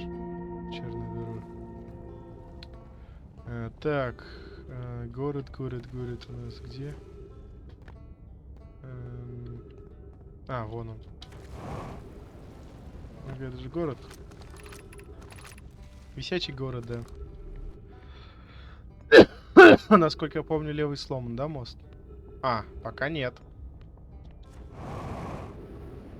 Пока не сломан, смотри-ка. Скорее всего, какая-нибудь это упадет, и город это сломает мост. Так. Тихо, тихо, тихо, тихо, тихо, тихо, тихо. Ну, я чуть себя вниз ускорил. Так. Район школы. Ну, в любом случае, нам сюда и нужно было. Ну, подумаешь, немножко шею сломал. Ничего страшного. Это, я как понимаю, однерка. Это двойка, это тройка. Это портал.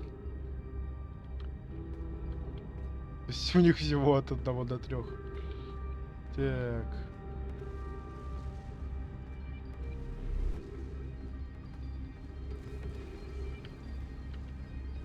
Вон туда еще поднимемся. Пока что нужно обследовать город.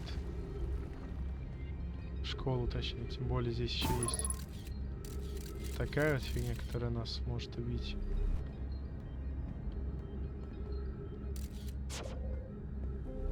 Поэтому нужно быть осторожнее тут.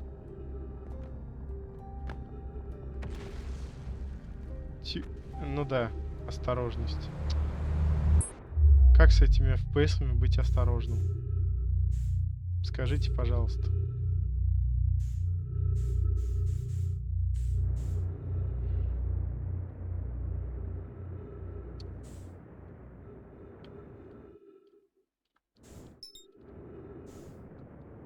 Ну, да.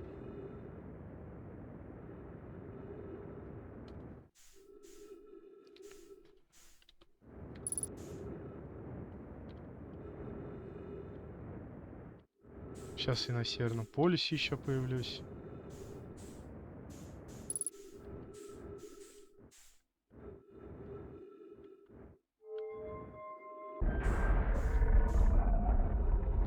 Может, лучше сразу сначала начать.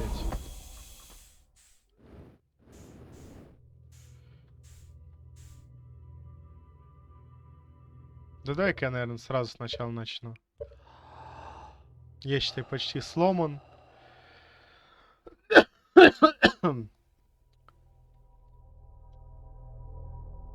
Тем более мне еще этот отключить нужно. Метку.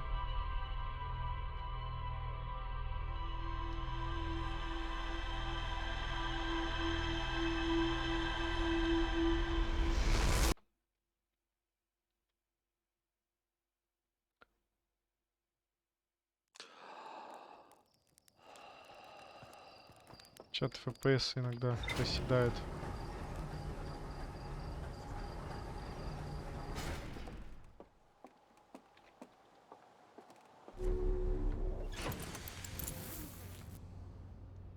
Так. Метку, точно. Куда мне метка указывает? Убрать все. Пускай лучше куда-нибудь. Лагерь.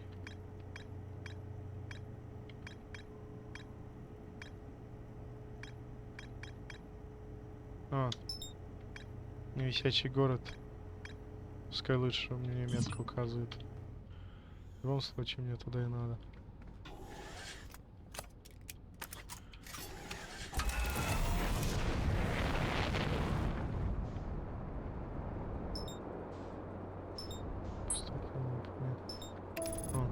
Пустотная сфера. Да что об тебя? Так тяжело самому сделать с планеты этой, блин, убраться. Тупой интеллект. Ладно, давай тогда так теперь. Сможешь добраться хоть так? Блин, еще и корабль чинить теперь надо.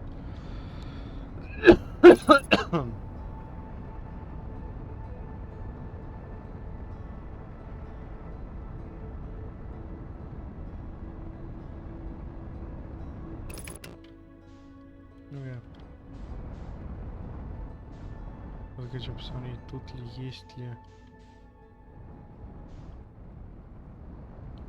Так, это башня квантовой истины.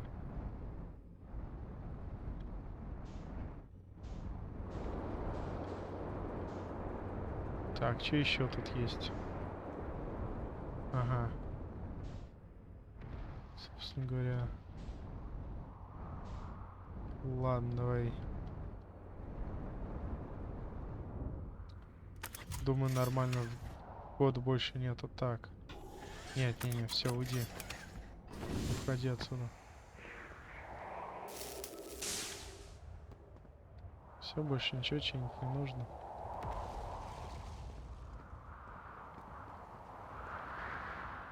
Куда нам? Сюда вот.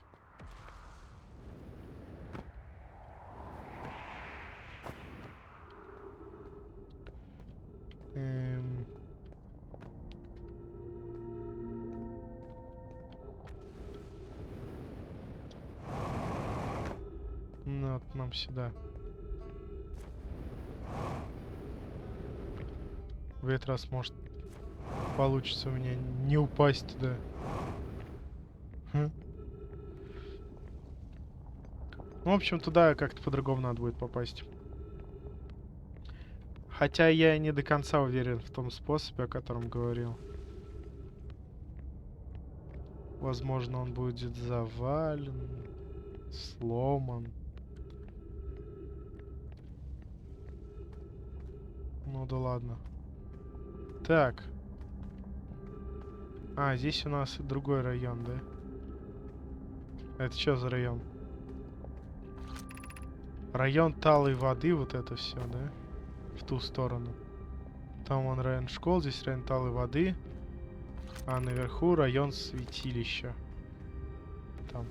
А туда это у нас район кузни, да? Да, район кузни. Туда нужно будет по-другому попадать. Так. Опа, это что такое? Панель управления кузницей черной дыры. Интересно.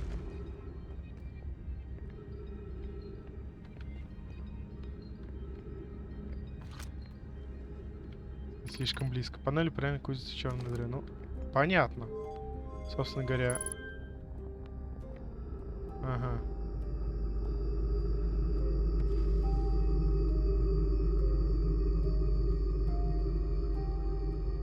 Собственно говоря, да, теперь мне точно туда нужно будет попасть.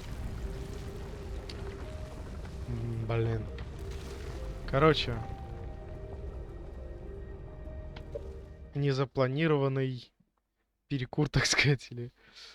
В общем, да. Скоро вернусь.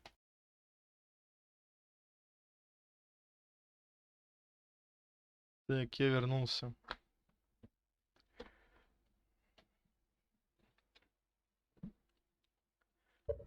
Так. В общем, если что... Сейчас мне это, конечно, не нужно, но если что, запомнили, где это находится. Нужно будет потом бежать обратно и уже телепортироваться туда, там еще исследовать. Ну или сначала исследуем там, а уже потом, когда будем знать, куда нужно бежать, прибежим сюда, поднимем, потом побежим обратно и сразу же туда побежим куда-то что-то делать. Так, а пока давайте на первый уровень. В этот раз постараемся аккуратнее. Ну, как я и сказал, аккуратнее тут навряд ли получится. Если FPS будут вот так сильно проседать. Ага. А вон с той стороны есть проход, да? Здесь ничего нет интересного.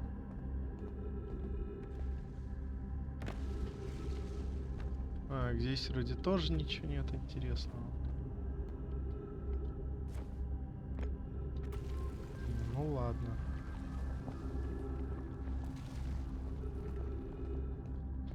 Так, тут у нас что? Да, на первом этаже здесь.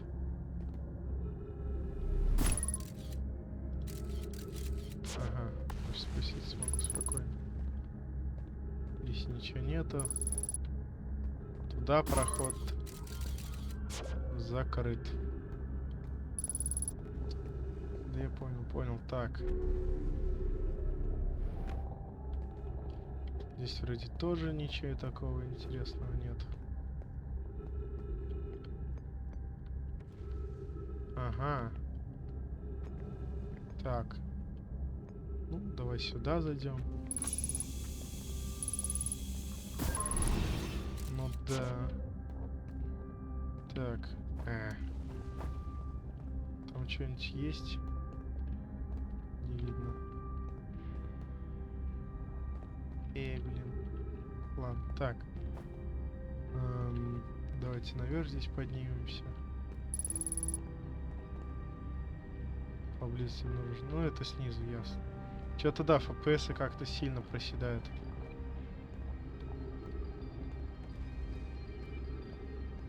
Ага. Школа.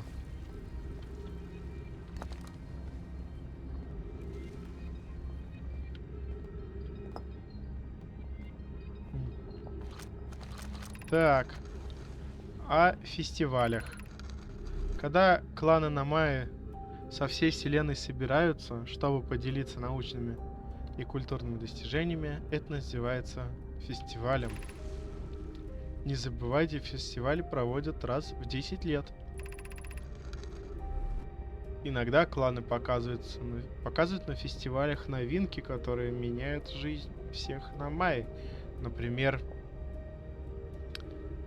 гиперядро Анноны позволило нам совершать гиперпрыжки, исследовать далекий космос. Каждый клан отправляет на фестиваль одного представителя, который показывает самые интересные достижения.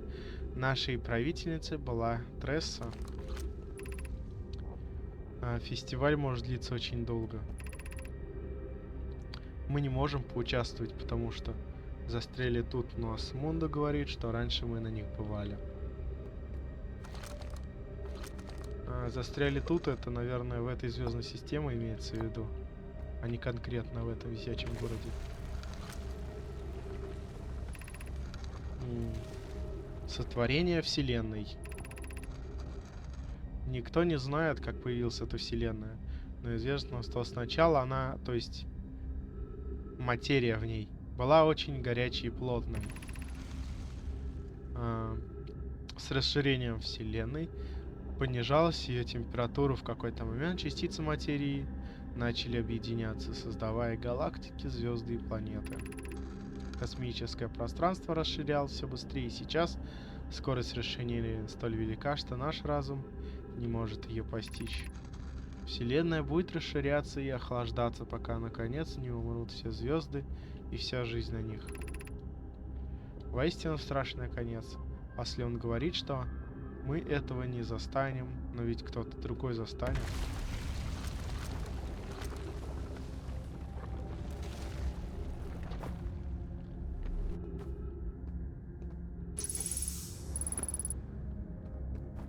Так.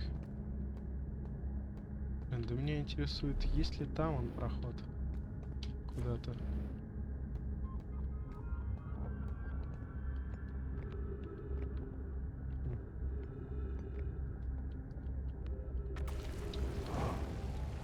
Вон там. Нет, просто так. Блин, не так. Ага, да, здесь ничего нет. Окей.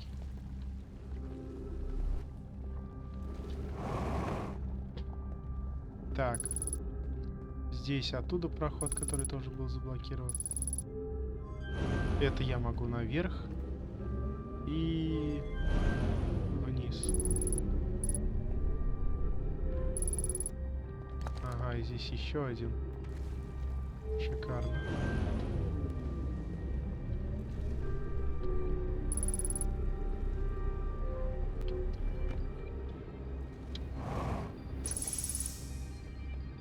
Так.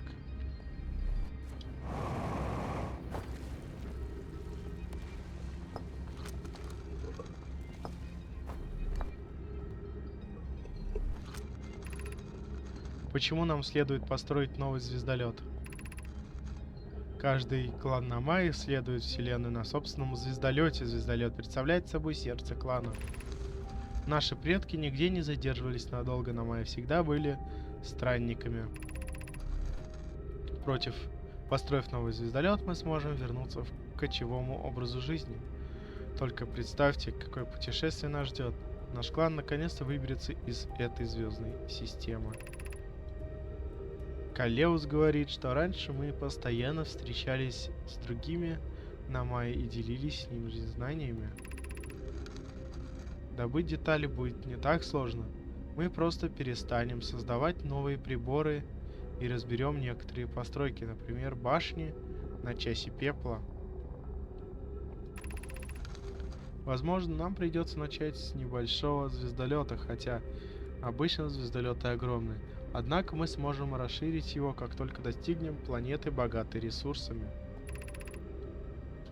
Нам стоит приостановить изыскание, связанное с Оком Вселенной. Милли утверждает, что на проект Час Пепла уходит очень много материалов.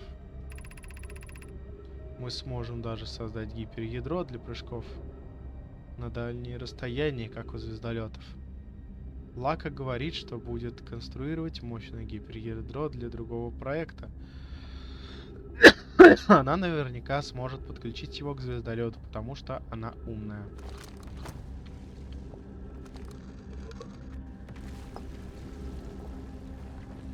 дальше.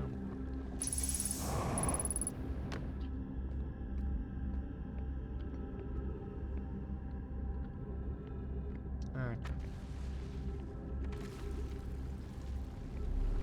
Что-то только что ушло куда-то.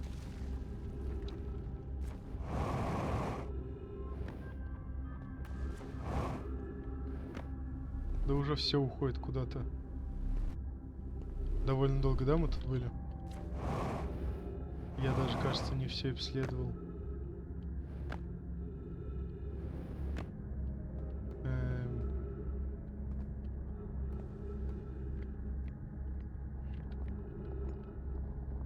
Здесь же ведь не могут быть только 3 здания. То есть раз, два и 3 здания, хотите сказать? Или здесь что-то еще есть? Ну, скорее всего, было, по крайней мере. Ушло.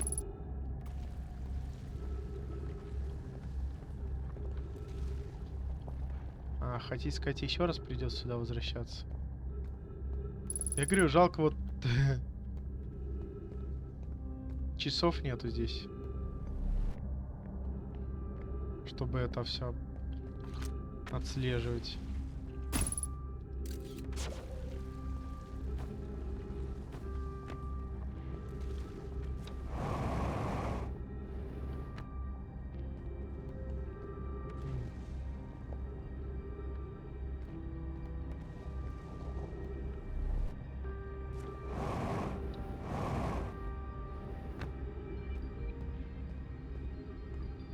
Свечи город.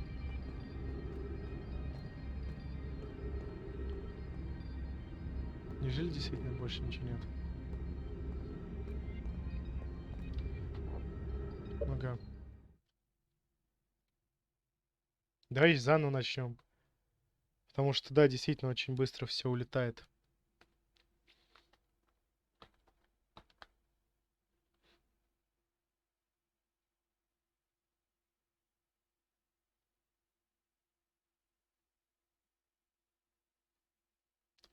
Ам,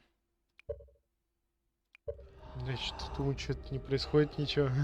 Думал, зависло все. Так. Ютуб, блин, тут смотрел.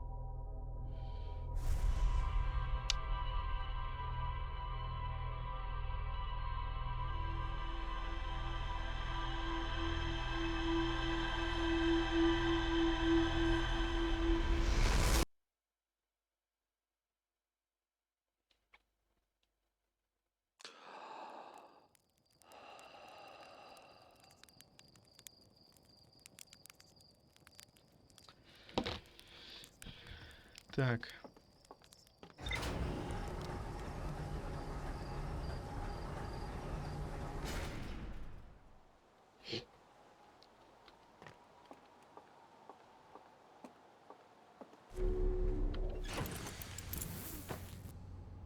А, ну что не садишься?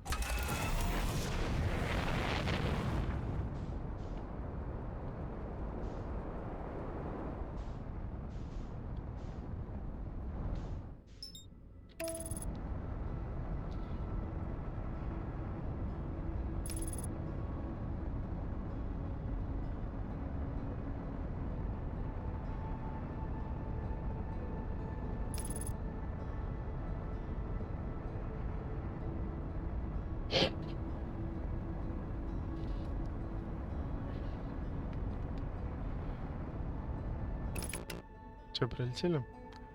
Так. Куда у меня там? А, ну, собственно говоря, висячий город прям здесь находится прям. Так что да, с этой стороны сюда точно никак не попасть.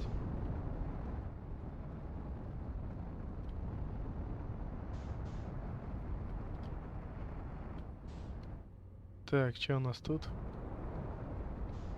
Вот отсюда, да, я попадать, наверное, и буду каждый раз.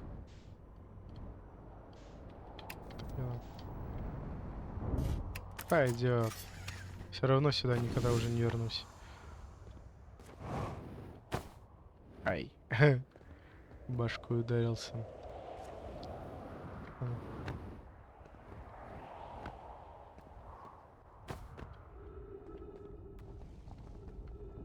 Так.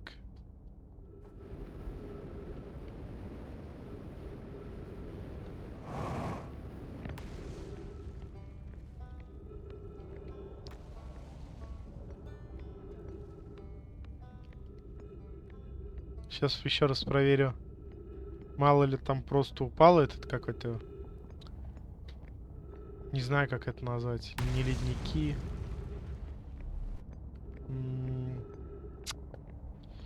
Как же вообще это называется? Плиты какие-то. Тектонические, во. Пускай это будут тектонические плиты. Не знаю, как эти куски называть. Нормально. А тектонические плиты, по крайней мере, звучит.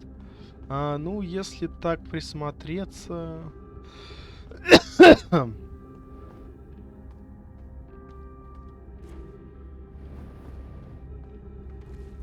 Вроде действительно там только 3 постройки, да?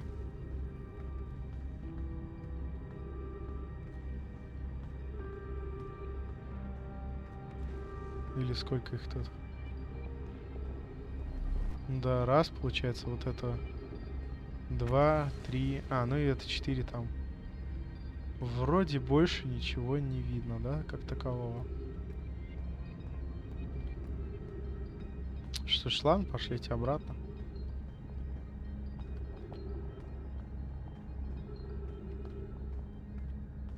Но здесь бы как бы не упасть. Да, вроде больше прохода туда-назад куда-то нету. Что ж, тогда на второй этаж. Не то я хотел сделать, ну ладно.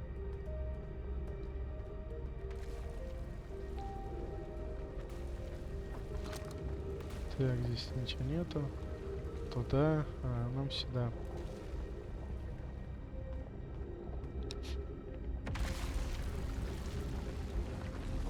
Так. Ага.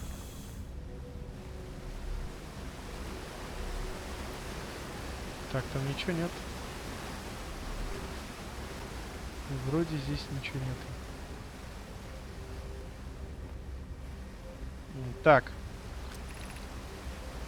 Для проекта «Час пепла» нужно мощное высокологическое технологичное гиперядро.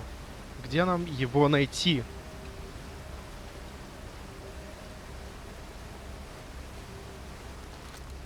И все?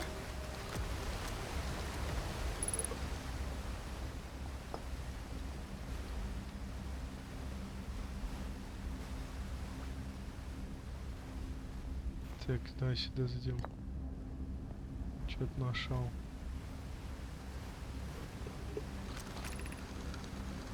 Мы можем... Ух ты, нифига себе! Мы можем стами построить гиперядро, взяв заобразить гиперядро звездолета. Я бы хотела создать такое же мощное ядро. Думаю, мы сможем сконструировать его базовую копию в кузнице «Черная дыра». Это самое безопасное решение для нашего клана.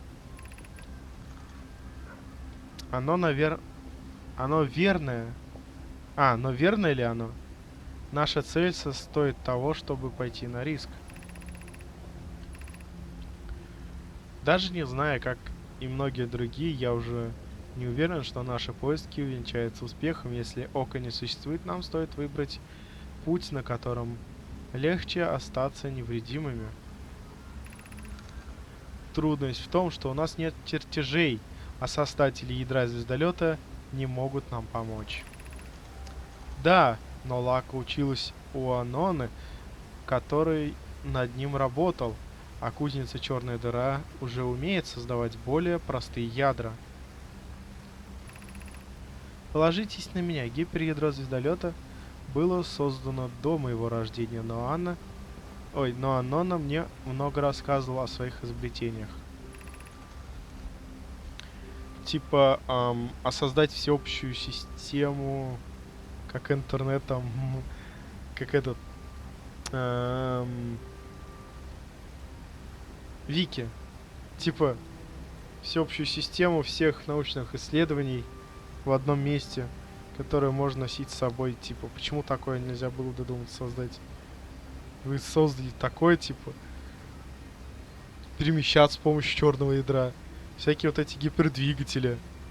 А додуматься сохранить все в одном месте нет, да? откуда можно в любой момент взять и узнать информацию. Да. Расставшись с гиперядровым звездолёта и вместилищем, мы потеряем ценные знания. Верно, однако шанс спасти эти знания невелик. Полагаю, лучше будет получить их повторно. То есть тупо камни, где типа тетрадок в виде камней создали.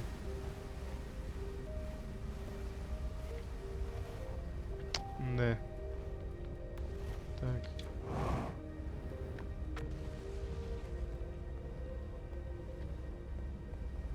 Все, здесь больше ничего нет.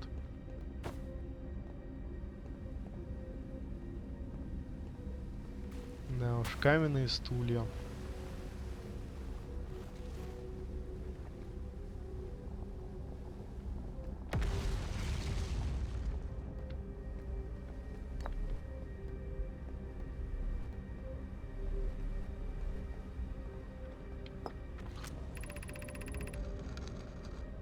Даже не верится, что мы создаем гиперядро Анона без него. Еще сложнее поверить, что я уже не его юная ученица, и что кузница Черная Дыра теперь под моим началом. Я очень хочу испытать свои силы, но боюсь всех разочаровать. Мне кажется, все получится, но вдруг я не смогу трезво оценивать свои возможности. Впрочем, теперь остается трудиться, как я сказал... как сказал бы Анона.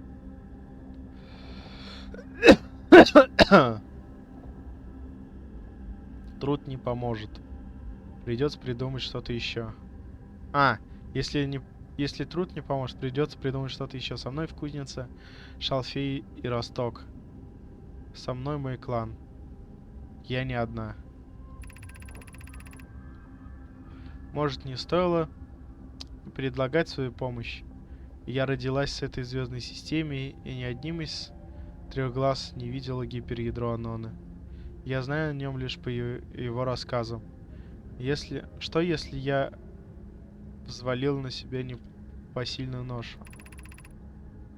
Предложение. В это всегда будет сложно поверить. Мы были знакомы недолго, но я тоскую по своему старому наставнику.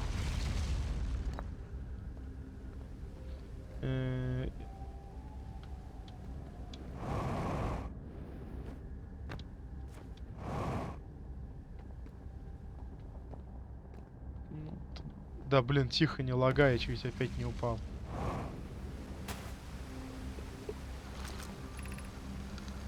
Мы можем извлечь гиперядро из звездолета. Если гиперядро звездолета и работает, оно сломано. В записях сказано, что звездолет смертельно ранен. Это риск, нельзя называть оправданным. Даже если старое ядро не работает, его можно использовать как образец. Нужно лишь транспортировать его сюда. Возможно, у нас получится его починить.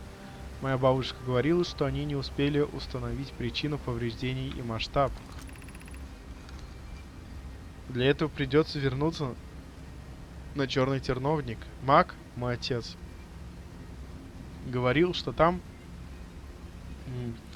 погибли многие намайи. Мой наставник Калеус и его наставница однажды обнаружили ископаемого удильщика на часе угля. Их знания помогут нам избежать столкновения с удильщиками. Я помню этого ископаемого удильщика. В детстве мы играли в пещере древней рыбы.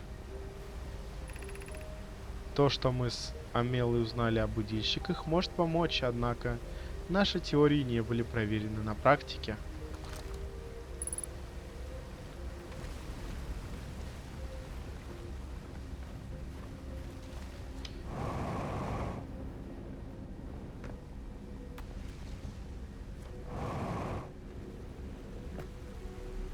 О, это вообще там такая заморочка будет. Наверное, несколько раз придется начинать сначала. Каждый раз туда лететь и что-то делать. Ага. Так, я также могу обратно. Довольно удобный лифт.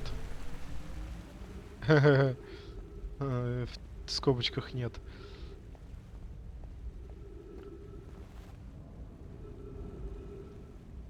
Вот.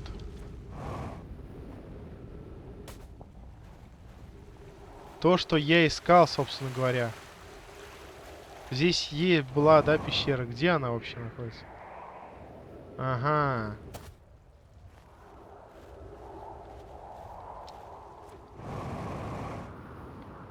Да, то есть...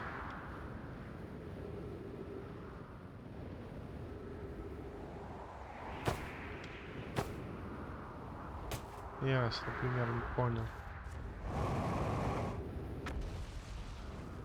Ага. Здесь типа такие корни. А здесь типа крона. Голова, что-то подобное. И вот здесь вот эта пещера. Я ее первый раз тогда искал, но как-то не нашел.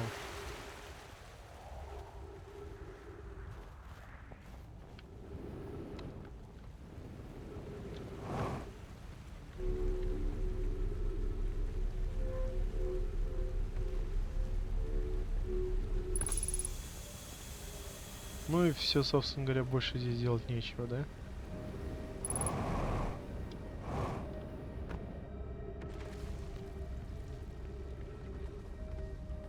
Остается только там все исследовать. Но я бы, наверное, сначала начал. Потому что здесь уже много чего разрушилось.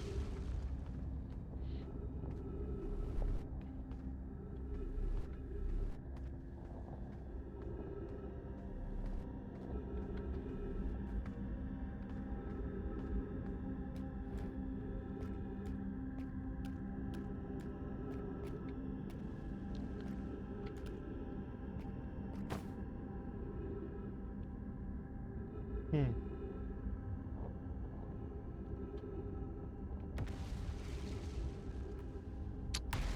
Вот я не знаю, начинать сначала, не начинать. Просто я боюсь сейчас начну, а потом вот так что-нибудь отколется, я не успею, и мне придется в любом случае сначала начинать.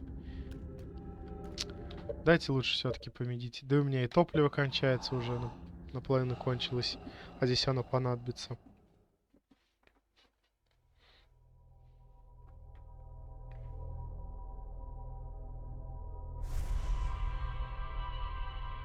И вот откуда теперь лучше залететь? Наверное, как раз через эту дырку и залечу. Наверное, ближе будет. Или нет? Не, наверное, все-таки будет ближе.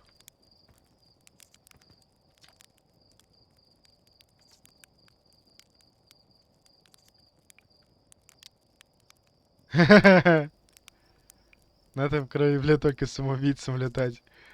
Ну да, самоубийцам, которые любят мощь.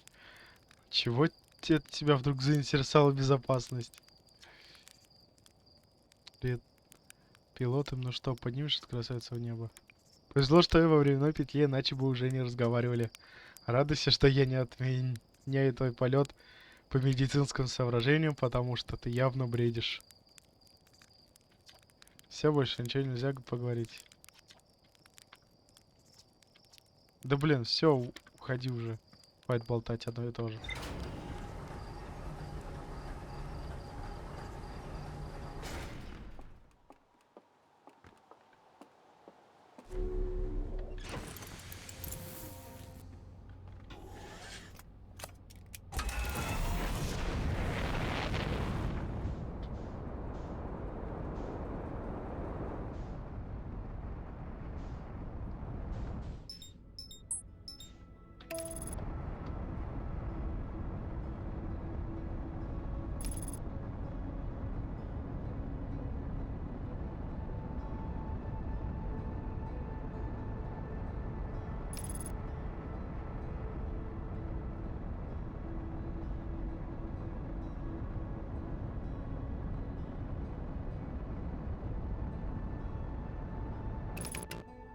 Все.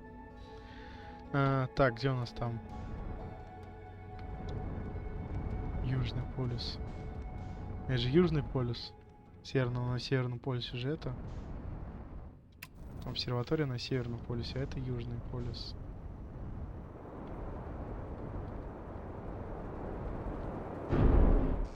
Не туда нажал. Наоборот, хотел чуть-чуть приподняться в воздух.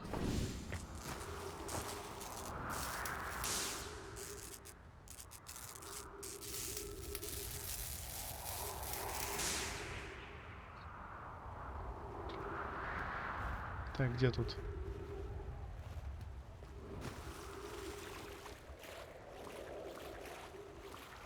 Ну и где? А, чуть-чуть не дошел, ладно.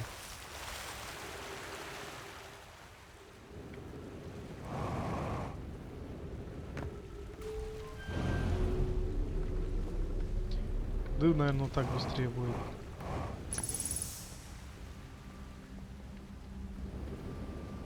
Да, по-моему, здесь быстрее. Так, и теперь наверх.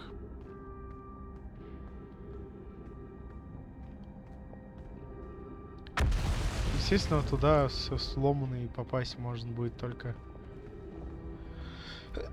как-нибудь по-другому. Так, ладно. Тогда буду обследовать теперь все здесь.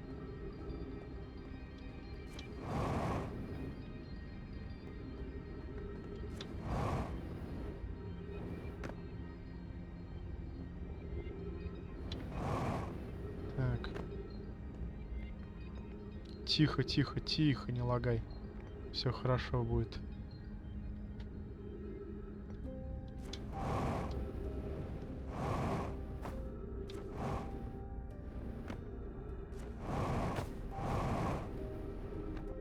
Да, блин. Ну ладно, давай хотя бы на первый этаж спустимся. Здесь что-нибудь может есть, нет? О!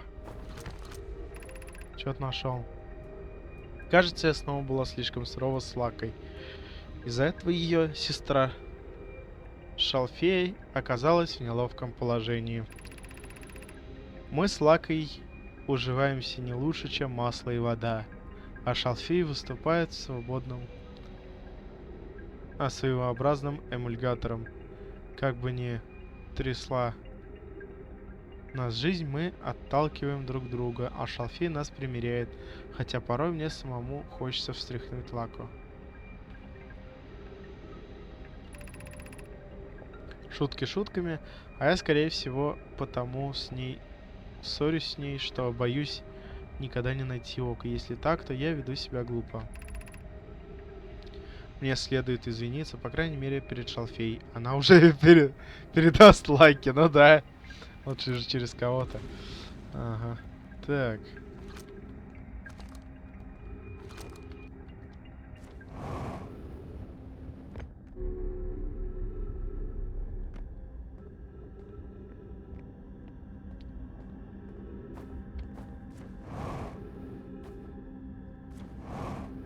Так, здесь ничего нет, что ли?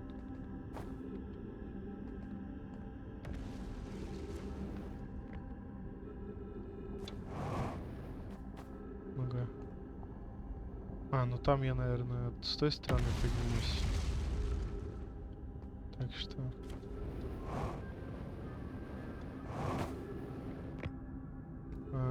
так.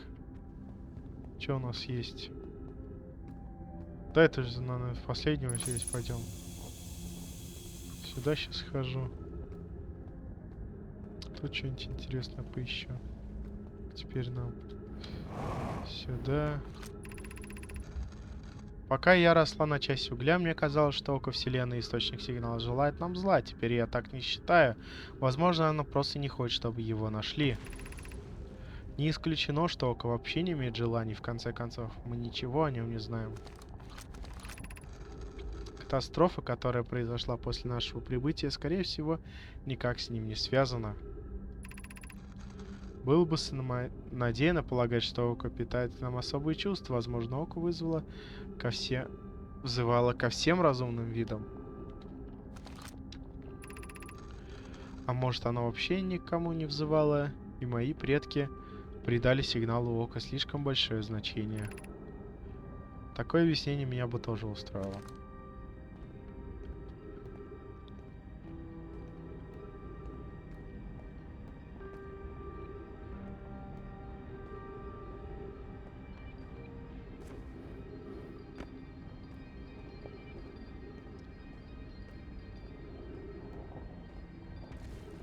Эм, И что?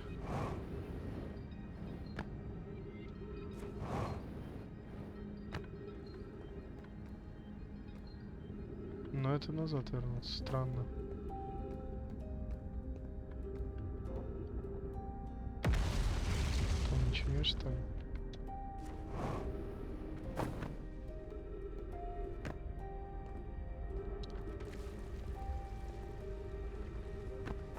Мы отправляем сюда.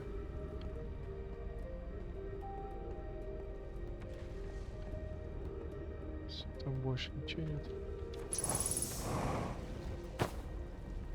Ага, все. Так. Теперь вот эта фигня. Большая. Но вроде больше ничего нигде нет.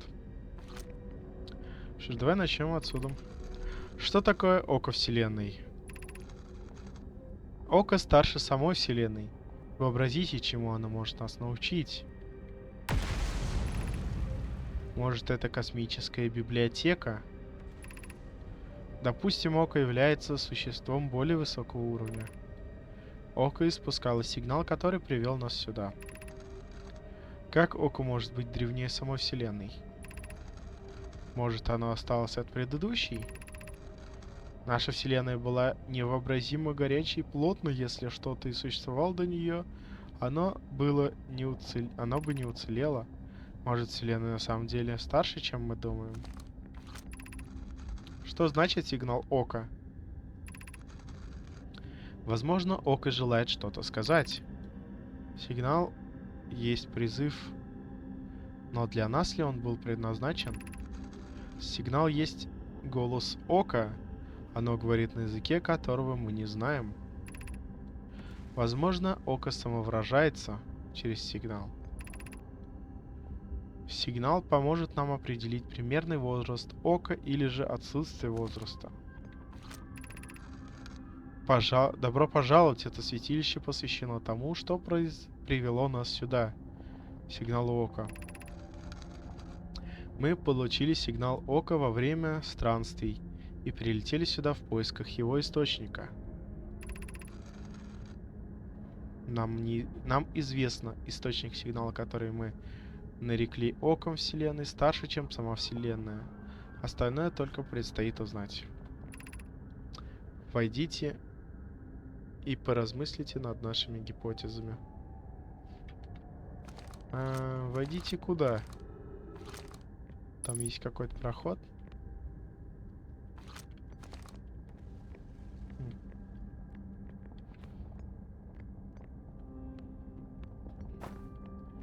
В любом случае, сначала начинать. Я хочу посмотреть вообще.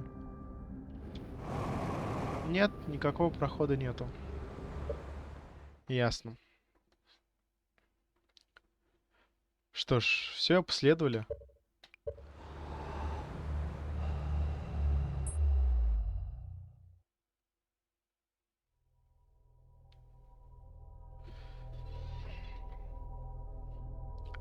Ну, кроме, соответственно, этой фигни как? Ну, этой фигни как? Кузница. Во, кузница черной дыры. Так. В принципе, теперь можно...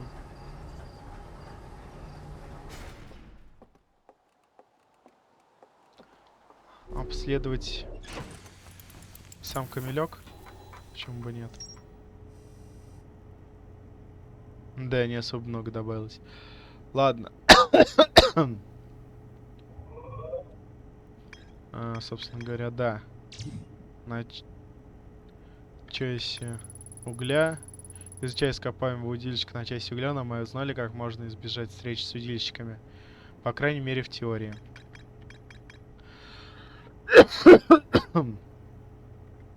Час угля я, наверное, потом, когда однажды буду. Я, то есть, получается, сейчас хочу... Че я хочу? Камелек сначала обследовать. Террикон я, как я понимаю, обследовал полностью. Камелек. Так, что у нас тут?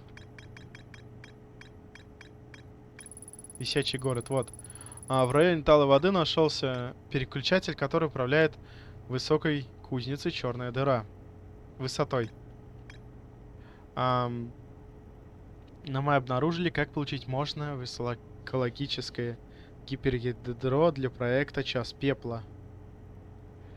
На мае прилетели на нашу Солнечную систему, чтобы найти источник сигнала, который был старше самой Вселенной. Они назвали источник Око Вселенной. Кузница Черная дыра находится над висячим городом. В районе талой воды нашелся переключатель, который управляет высотой кузницы. Намай по имени Лака хотела создать высокотехнологическое гиперядро в кузнице Черной дыры. Да.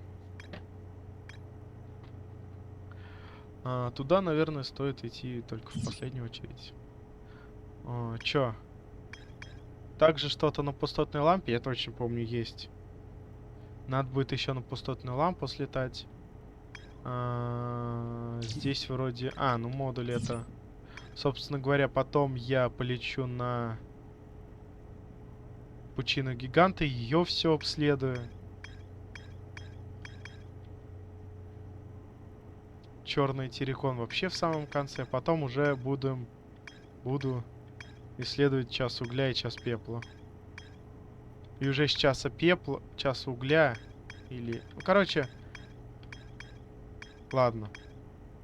Так, главное сейчас террикон весь обследовать, потому что здесь еще есть места. Мы еще в первой серии на этом видели, на зонде. Так, а где сейчас? Мне не сюда. Нафига я вышел? Что-то тупанул сильно прям. Так. Нет. Давай, поднимайся в воздух.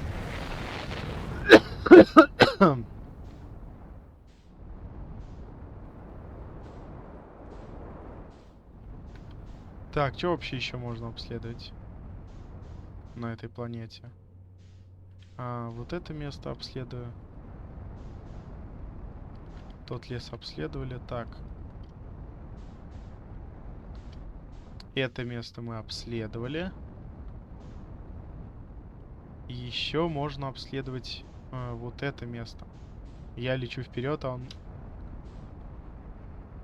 здесь... Или здесь нет ничего интересного. Так, а это что?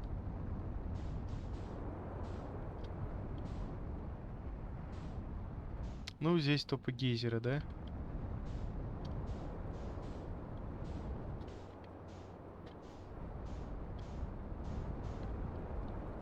Здесь вроде больше ничего интересного нету.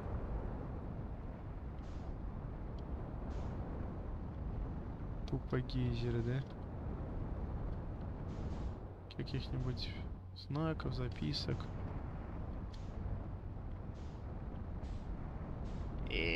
Так. Вот не очень удобно управлять.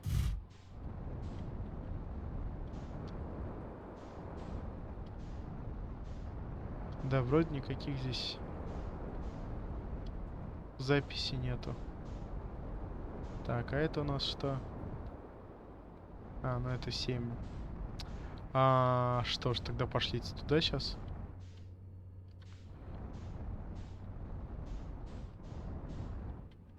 Собственно говоря, да, здесь тоже есть телепортажка.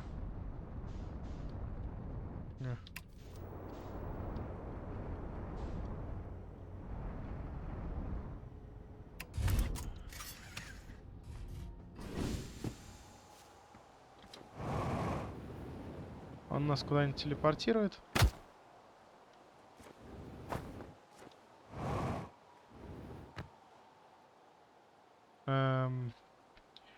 конкретно сейчас нет.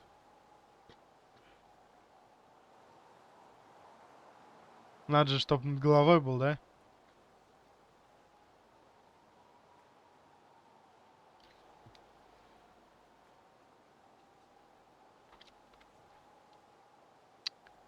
Пу-пу-пу-пу. Да я подожду, чё? Мне не сложно.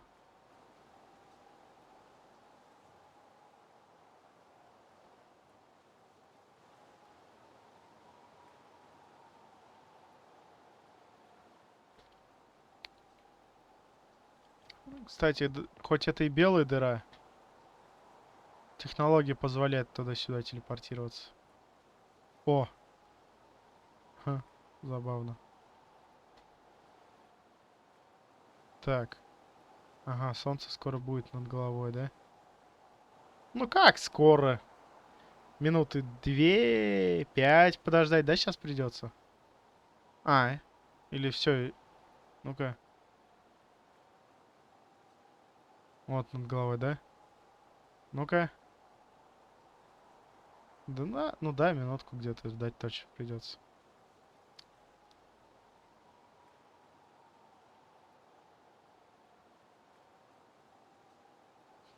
Эм... Эм... Нет, все-таки походу 5 минут придется ждать.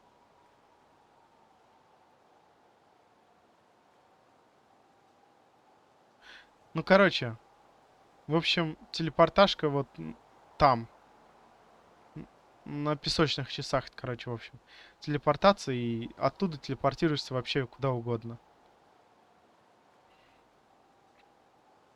Не могу уже в себе держать. И вот я, короче, жду, когда сейчас эта фигня появится над моей головой. Ну, были уже, да, предпосылки, что там телепорт. И вот как раз-таки оттуда я и собираюсь попадать на... Туда вон. Ну-ка. Так. Так. Так. Так. И...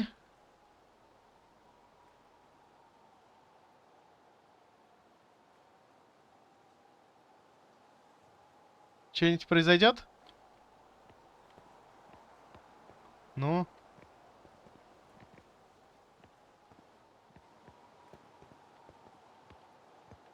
Ау.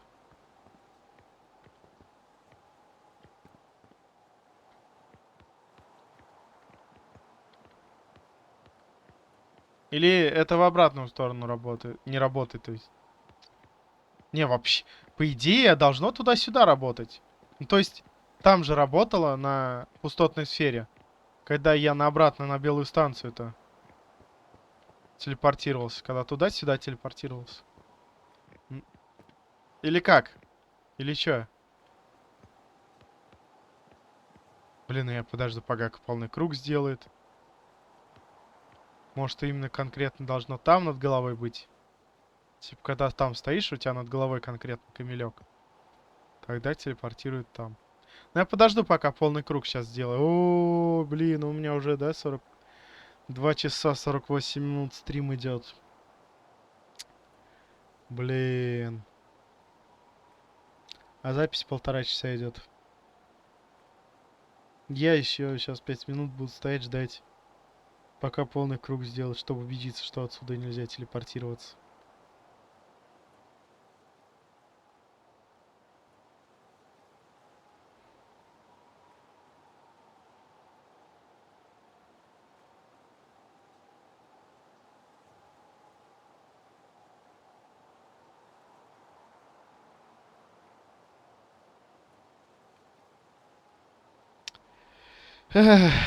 Да-да-да-да. Да-да-да-да-да-да-да-да-да.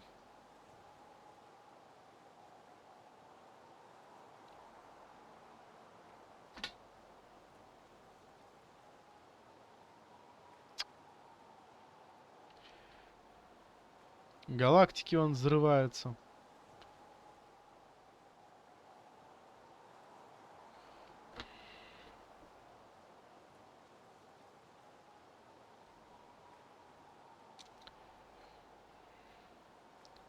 Не, если отсюда телепортироваться можно, я дождусь. Почему бы нет?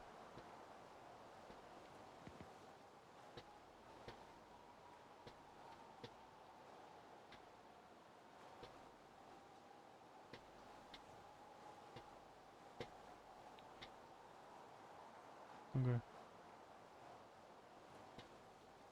А, вот, вот, вот, вот. Так, квантовая волна. То есть она же около этого как бы пришвартовывается. Но оттуда почему не слышно тогда этой квантовой фигни?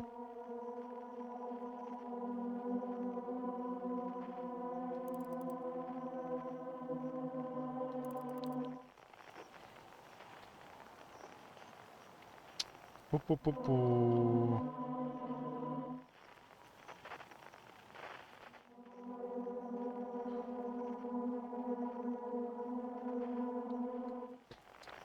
Ну и когда рассвет? Мне долго еще ждать?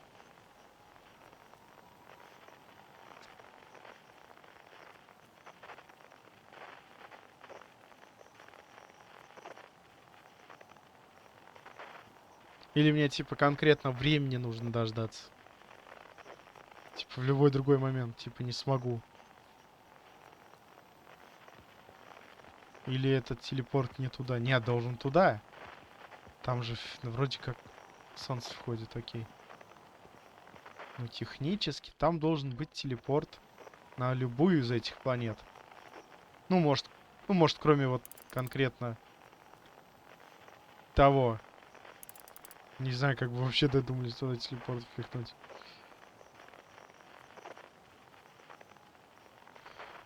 Вроде должен быть, не знаю. Может он сломан, не знаю. Не помню, по крайней мере. Точно 100%.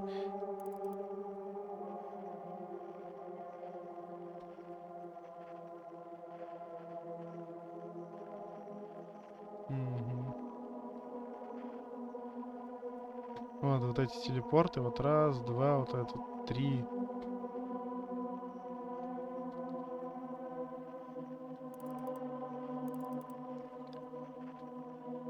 Ну, вот сейчас, да, телепорт будет? Вот сейчас телепорт. А будет работать? Вот сейчас. Прямо над головой, нет?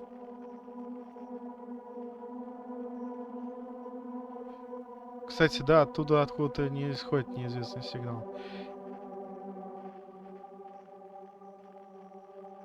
Собственно говоря, песочные часы, они поэтому и называются, потому что песок сыпется. Кстати, по песочным часам можно узнать, сколько осталось. Ну, примерно половина, допустим, времени. Дайте еще раз, короче, надо мной сейчас это все пройдет. Если сейчас не телепортируется, то это только односторонняя фигня.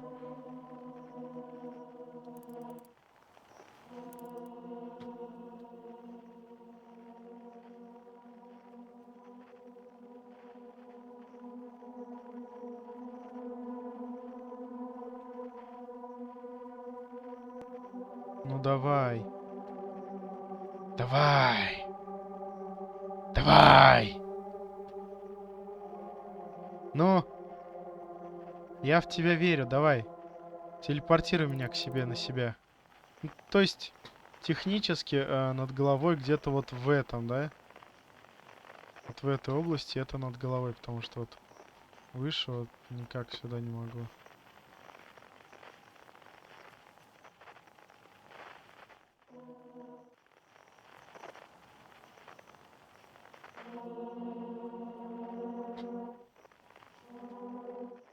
Ну, здесь над головой, возможно, и не может быть, но...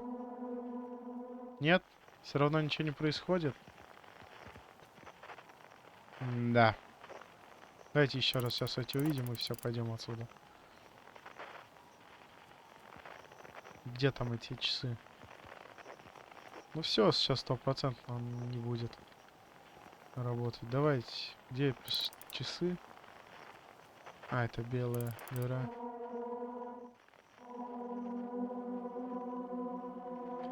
Не знаю, что-то не хочет работать этот телепорт.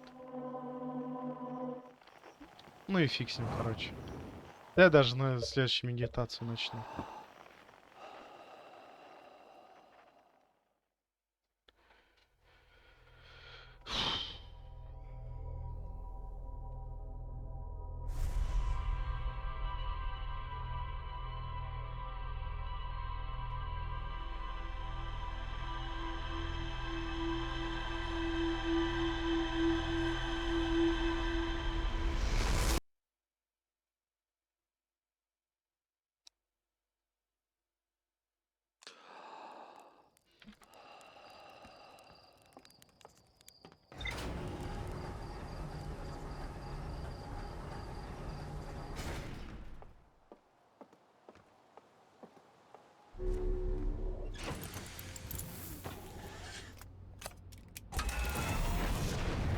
Так.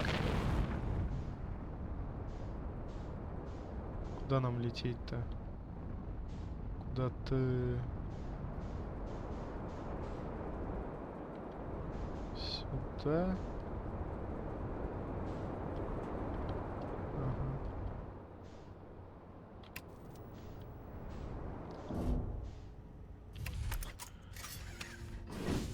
Кстати, это... А чё у нас с северными полюсами, не пойму? Северный и южный полюс, чё у нас на них? Так, вон там северный, да? Чё у нас на северном полюсе?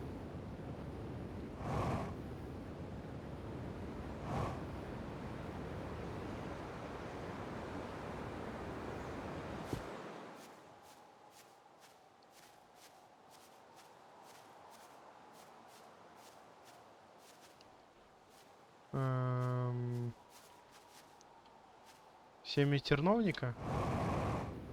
У нас на северный полюс. Ну, вот здесь, по сути, северный полюс. Ясно, так.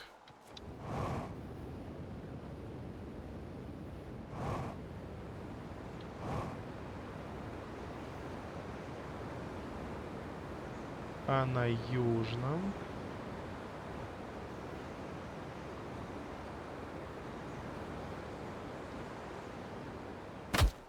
Ай, ладно. А на южном у нас полюсе получается... Ага. Все ясно. Ясно у нас что на южном. Понял. Так, куда нам? А, туда.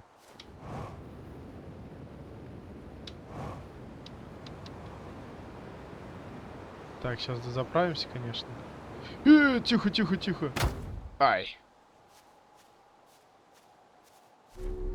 Ладно, сейчас починимся, дозаправимся. И пойдемте обследовать дальше вот это место. Что это у нас такое? Ну, а я-то примерно помню, что это такое.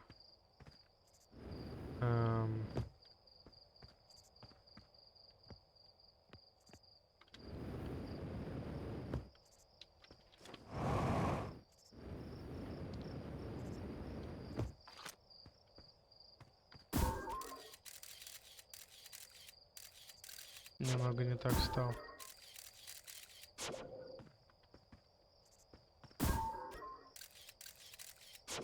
Конкретно вот там, да, у нас? Окей, давай здесь полетаем.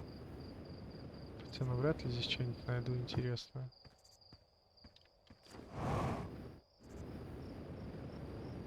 Это, наверное, если случайно упал. В смысле? Не, ну-ка вернись.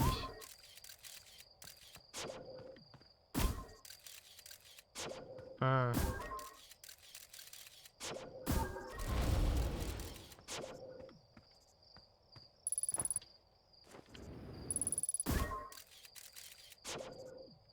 понял.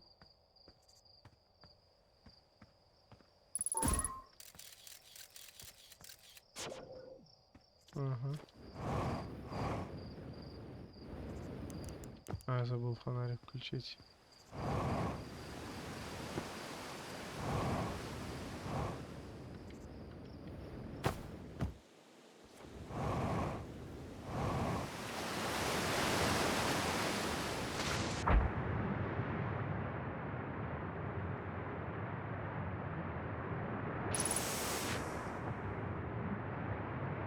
Здесь у нас ничего интересного нет.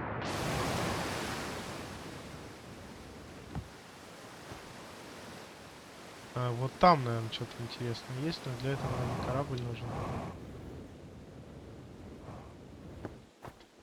А.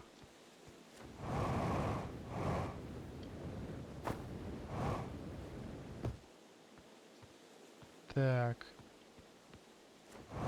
Ну, естественно, сюда. Ну-ка. Или до туда можно долететь. Ух ты ж, ё-ё-ё-ё, тихо, тихо, тихо, тихо, тихо. Тихо.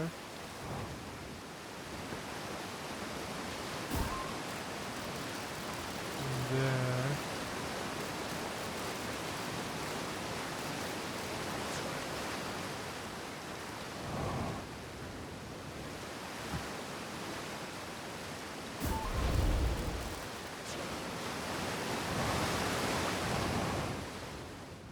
Так, и к чему это? И зачем здесь это? И кто вообще здесь деревья срубил? Тихо, тихо, ты чё меня падаешь? Чё меня толкаешь? Э, эм, Так, давайте-ка выберемся отсюда на секундочку. Так, сейчас у меня немного этого осталось.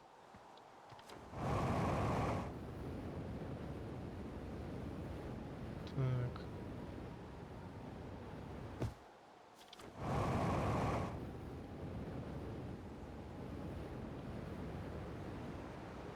Здесь ничего нету.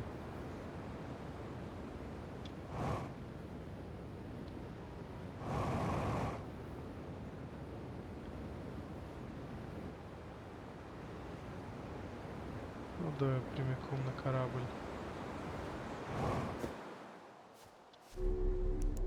И еще заберем.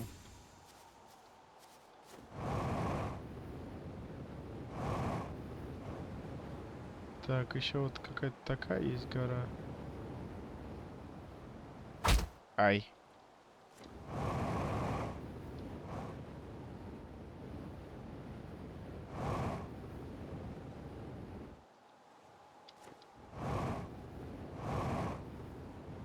Но того, что я сюда, наверное, заберусь, смысла большого и нету.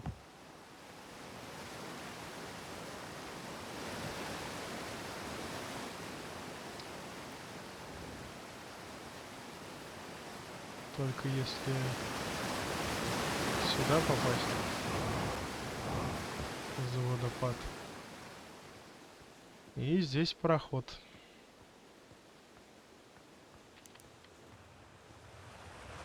Опять же таки. Здесь бьет вверх. Собственно говоря, даже такие вырезы есть. От того, что здесь водопады такие.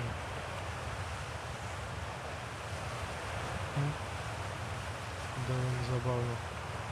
И шахта 2Б.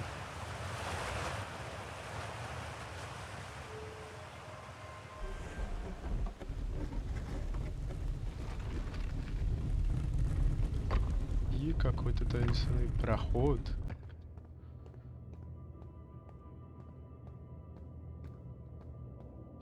Да. Такая вот гигантская просто шахта.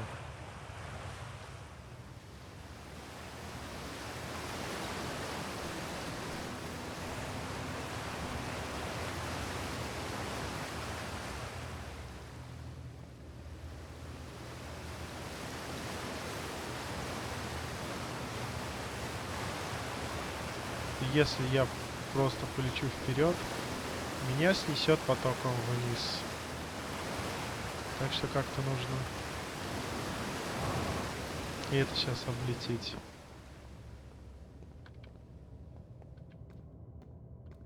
Так. Я все еще поражаюсь тому, сколько руды необходимы для проекта «Час пепла». Разве не из этой руды хотели строить последние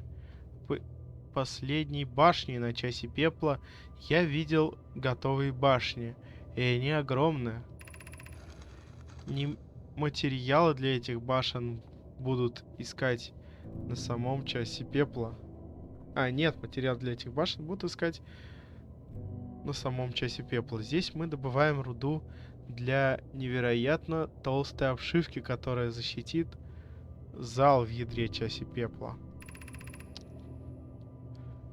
Я рада, что наш клан решил использовать руду с камелька только при создании обшивки. Если на этой планете возникнет цивилизация, ей будет с чем экспериментировать, чтобы развить металлургию.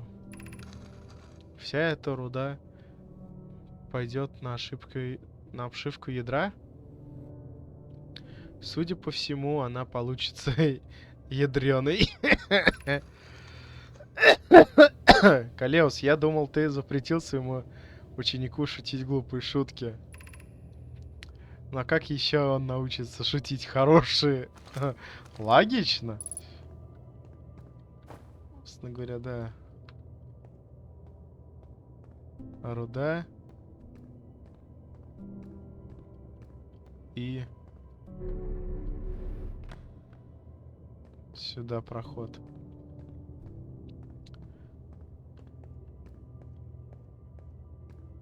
Возможно, нужно было сначала туда упасть. Кто знает. Потом бы я сюда поднялся. Потому что вроде как туда обратно можно подняться, не знаю. Ага. Час пепла.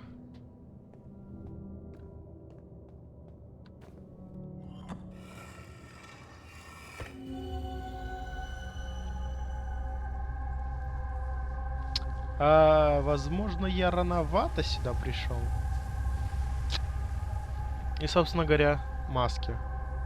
Раз, два, три рабочие. Раз, два, три, четыре.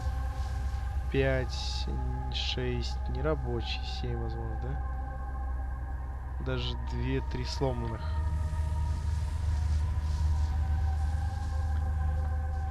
Я, честно говоря, не особо помню, но, как понимаю, сломанные это те, которые работали, но по той или иной причине те, кто был на них записан, умерли. А те, которые... Вот эти, они еще никого не записали.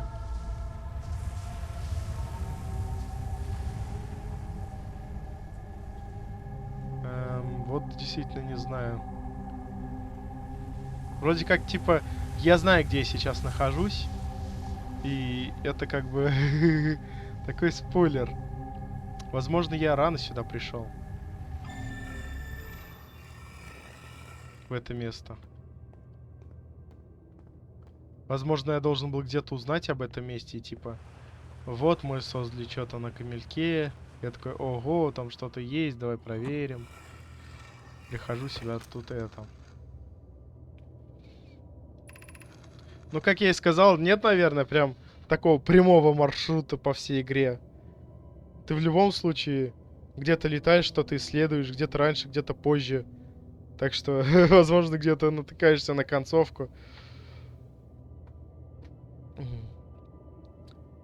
Примите мою благодарность за последнюю поставку Эно.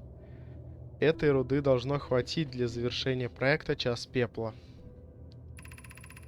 Когда обшивка вокруг центрального зала будет готова, мы убедимся, что в ней нет отверстий. Я возьму рами и проверю, нет ли трещин на внутренней и внешней стороне обшивки. Это важно для безопасности. Замечательно. Не нужна ли вам лишняя тройка глаз, а именно моих, чтобы осмотреть обшивку? Моя работа окончена, поэтому я с радостью присоединюсь к вам. Мы были бы благодарны. Еще сейчас подумал. Сейчас дочитаю. Мы были бы благодарны, они очень много в проекте «Час пепла» зависит от прочности обшивки, поэтому чем больше глаз, тем лучше. Так, все. Ну или, в принципе, ладно. Ну, узнал и узнал. Нет, вроде, я просто думал, сейчас будет что-то конкретное сказано. Ну, вроде нет, ладно. И вроде бы где-то говорилось, что они типа узнали, что ого, на этой планете создается новая жизнь. Здесь они говорили, если будет, да, создаваться новая жизнь, то, по крайней мере, у них будет с чем экспериментировать. Но вроде есть где-то запись, где они вот все-таки... Так. Мы сейчас под водой, что ли?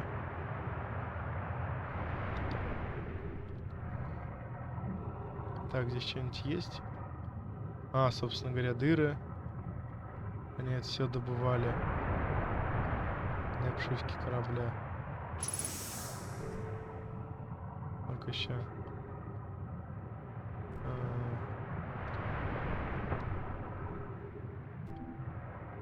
Не хочешь меня кинуть?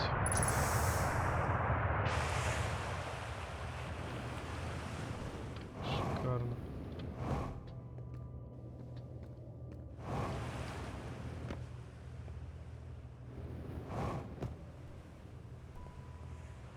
Ну, собственно говоря, здесь есть такой вот. Да, я, наверное, мог сначала спокойно сюда упасть, а потом типа такой, ого, куда меня это несет.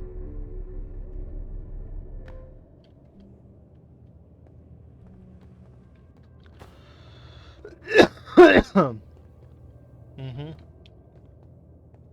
Ну да, в принципе, падать это нормально в начале, как ты сюда приходишь.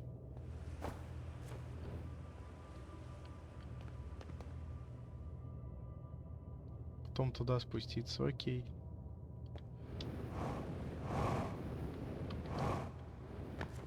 Ну, вроде все, здесь больше такого, да, ничего интересного нет. Что сейчас было?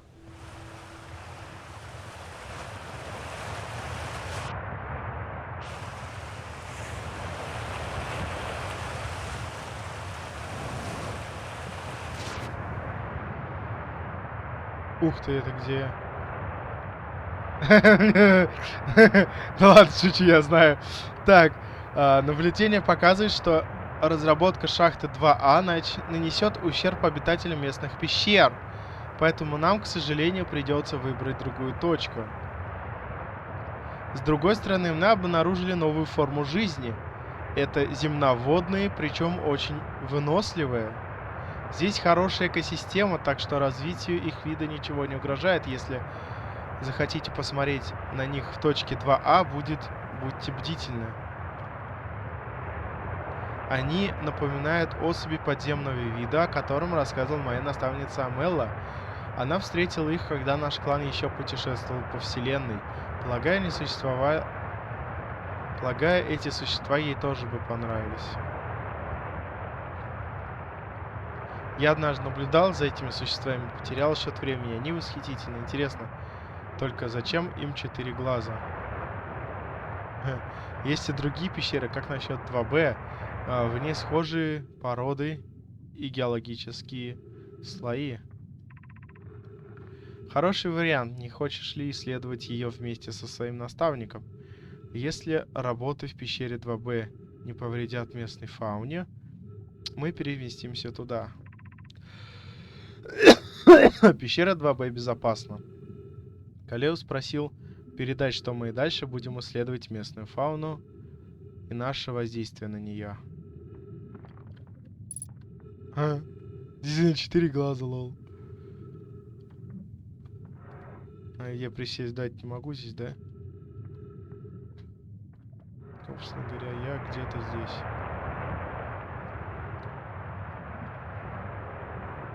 Гейзеры, которые могут меня выплевывать. Какие-то пещеры.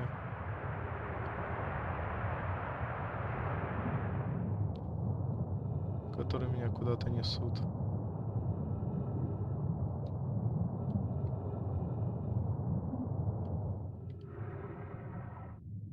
Да, под планетой Камелькач что-то есть. И в принципе эти гейзеры могут меня куда-то выплевывать. Ага.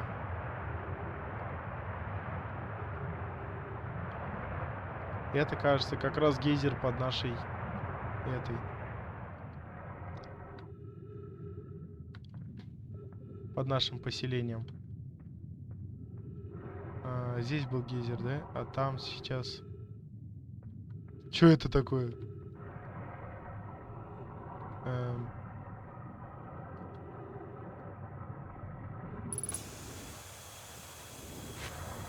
Баги в текстурах. Это, хотите сказать, этот водопад, что ли? Да ладно. Ну-ка, или стой. Ну-ка, гейзер, выплюни-ка меня. Я хочу кое-что посмотреть. Ну, давай, плюсю, что-то. Я разрешаю.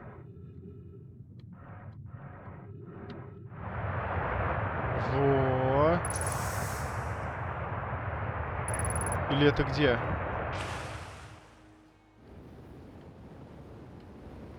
Эм. А, это здесь. Понял. Вон оно что даже. Даже так.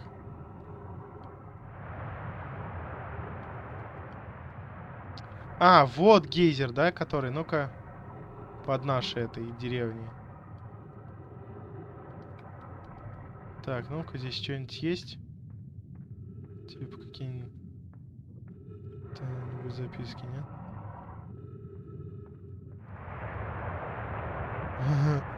Ну, сюда довольно много чего упало.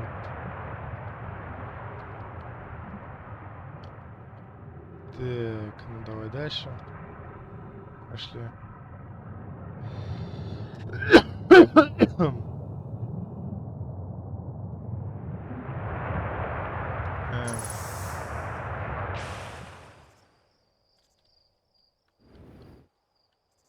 Это у нас, я как понимаю, эти.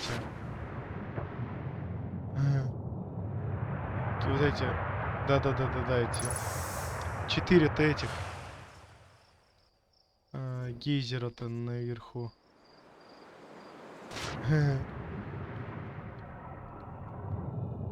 Так. Забавно.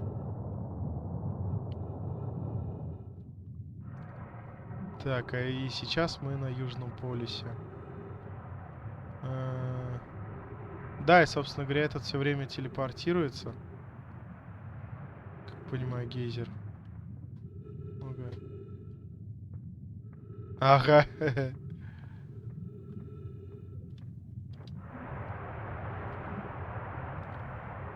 Что ж.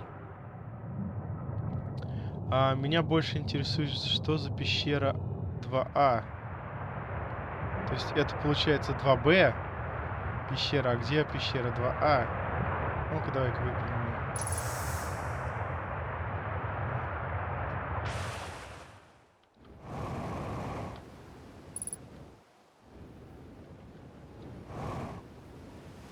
Ну, собственно говоря, так. О! Уже все красное, солнце скоро взорвется. Так здесь водопады образуются. Гейзеры эту воду выталкивают, а она стекает вниз потом.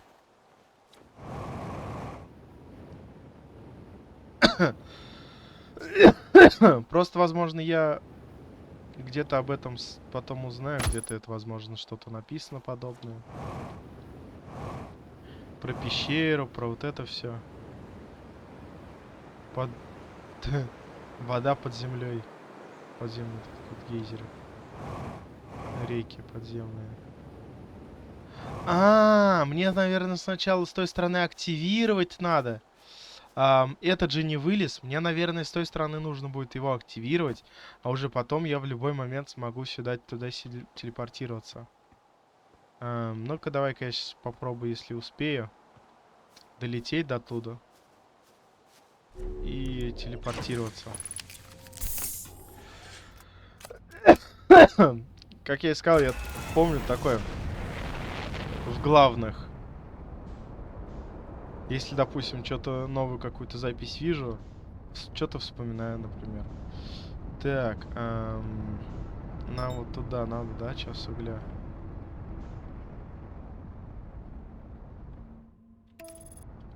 Главное, что в солнце нас сейчас.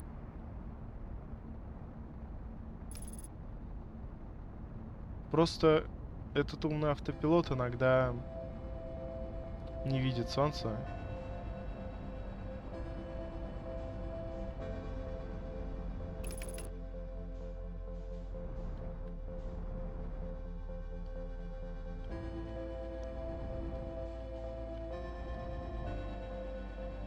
Так, нам на час пепла нужно. Да, скоро уже все взорвется, но тем не менее.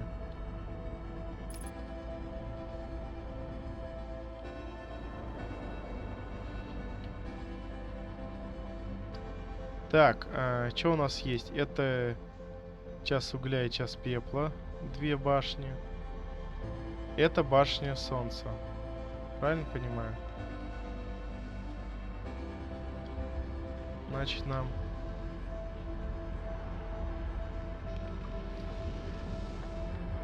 Куда-то сюда надо?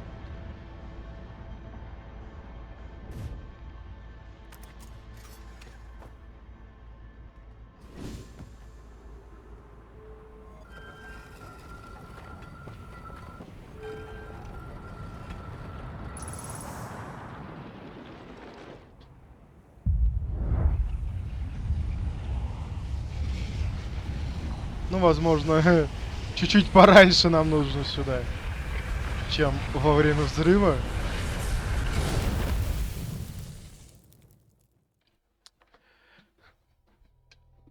Что ж, тогда сразу туда сейчас полетим?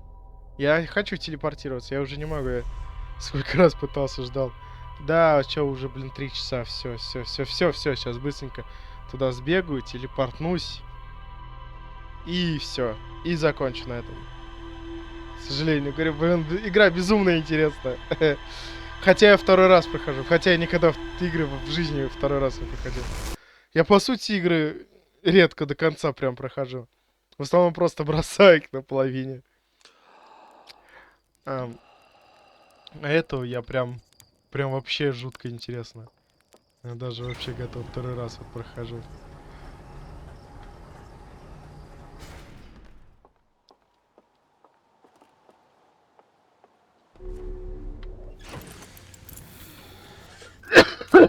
Да, единственная игра, которую помимо того, что я просто прошел, прохожу ее еще и второй раз.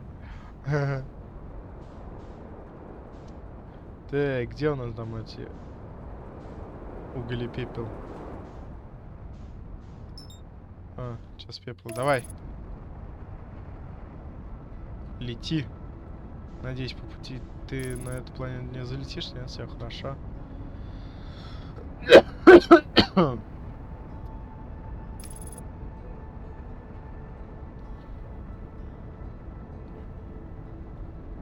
И да, сейчас пепел полностью покрыт песком. Ну или пеплом.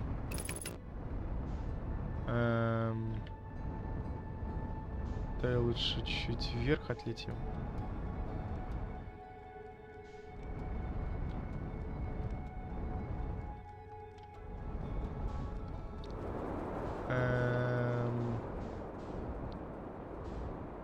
Я понимаю, эвакуатор где-то тут.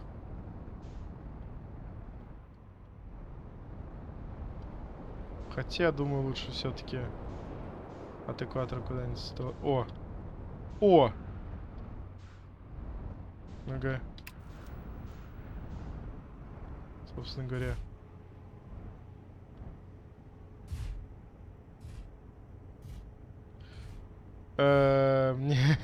Не, он наоборот нас отталкивает. Ладно. Где-нибудь здесь оставим его.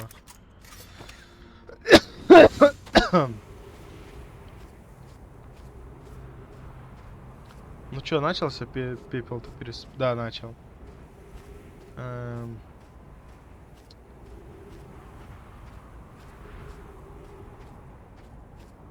Блин, сейчас, наверное, еще 20 минут ждать надо, нет?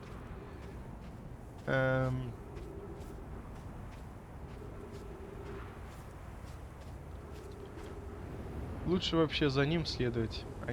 По крайней мере, ни в коем случае не перед ним. Иначе с нами произойдет то же самое, что и Собственно говоря, с пеплом. Пускай это будет пепел, почему нет? Сейчас пепла же. Сейчас угля. О! Так, у нас освободилось солнце.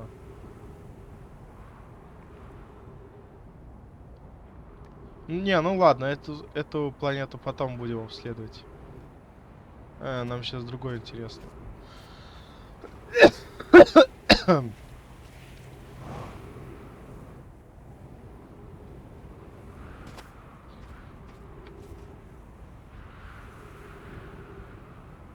Сначала вообще, по сути, час угля будем обследовать, а только потом час пепла. Так, это у нас... что? Это вот эти две, да, планеты? Час угля и пепла. Две же башни должны здесь быть, да? Ага. А нам нужен конкретно... Террикон где-то вот здесь должен находиться. Наверное, сейчас придется в сторону отойти и еще подождать, пока Кругаля он даст. Наверное, запись остановить стоит. Ага, так. Все вроде. Каждый раз, конечно, страшно, что он на меня пойдет. Поэтому приходится вот так его обходить на всякий случай. Так. Да, сам стрим, конечно, выйдет довольно долгий. Так. Кислород! Эй, кактус, дай мне кислород подышать немного. Давай быстрее, блин. О, шикарно. Или плохо. Меня же сейчас может этим снести. В общем, если под ту фигню... Ну, логично, что если туда песок перетягивает, и ты туда подпадешь, то тебя перетянет вместе с ним. Давайте быстрее, быстрее. Я не хочу под песок попасть. Не хочу, чтобы меня утянуло. Давай быстрей. Блин, сейчас бы телепортировать могу. Долго, все долго очень. В общем, да, если вы решите перейти, посмотреть на Трова, то знаете, что видео будет немного дольше, чем на Ютубе. Потому что, да, я прерываюсь. То есть, на паузу поставить запись могу. А вот сам стрим не могу. А еще боюсь, что... Меня сейчас засосет. Блин, быстрее, быстрее. Ну, давай, быстрее. Хоть куда-нибудь спрятаться.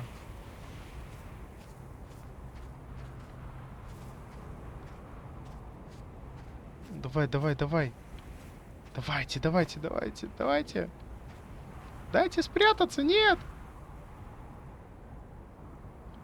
Фух, фух, фух, фух, фух, все. Так, все. Если что, я спрятан.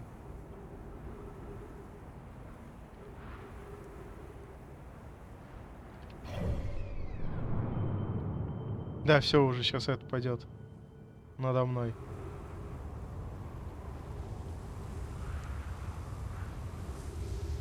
О, на земле хоть стоит. Так. Вот оттуда сейчас приближается.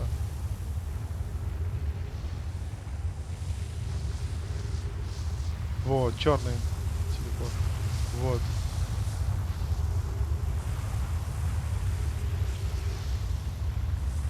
То, что нету окна, это плохо. И долго ты так еще будешь стоять? А все, все, уходи, давай.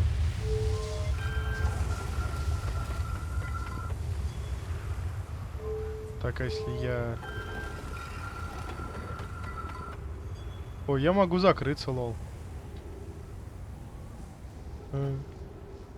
И я изнутри могу открыться. Довольно продумано. Хорошо, что это продумали. Так, ну-ка, а чё по телепортажке? Я ее пропустил. Твою мать.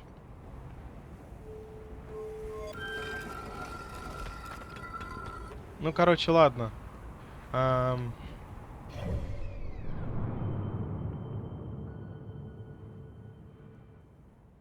Я пропустил. Задумался. Блин, затупил. Продлеваю видео, так сказать.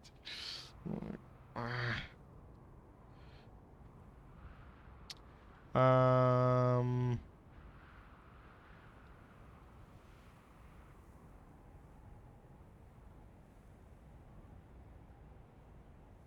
Думаю, все-таки нужно сначала буран переждать. Опа. Костюмчики хоть, окей. Да, давайте сначала сейчас буран переждем, а потом сразу встанем на черную платформу.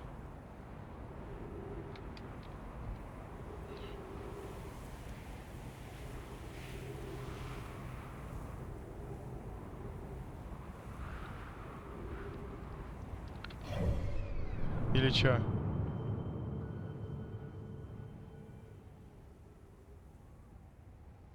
Ну да, да, сейчас буран будет.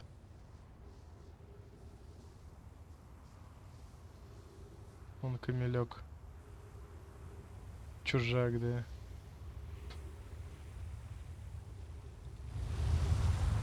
В этот раз оттуда приближается.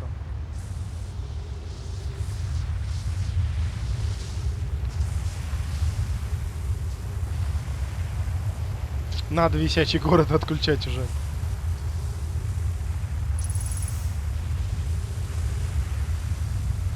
Тихо. Все, так, все, встаем.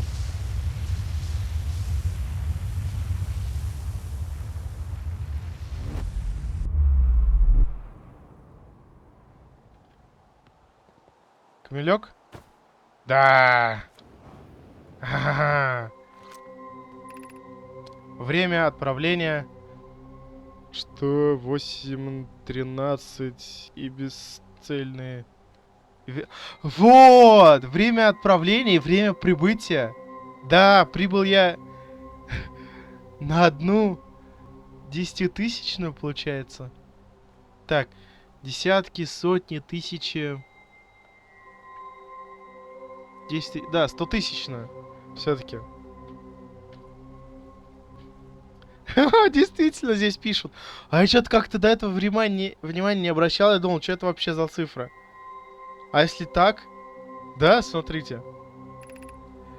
Статус обратного гиперпрыжка доступен. Чтобы вернуться, встаньте на платформу гиперприемника. Да, и теперь я могу, оп, туда-сюда перемещаться. Так, ну-ка, стопэ. Где я и... Туда нужно идти. Да-да-да. А это уже планета... Да-да-да, видите, все падает, значит, это та самая планета. Ну-ка.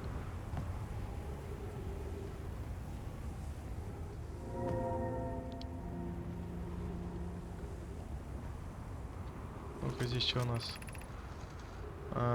Блин! Так.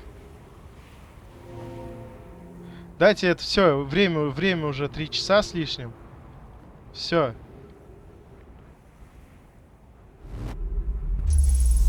Висячий город, да.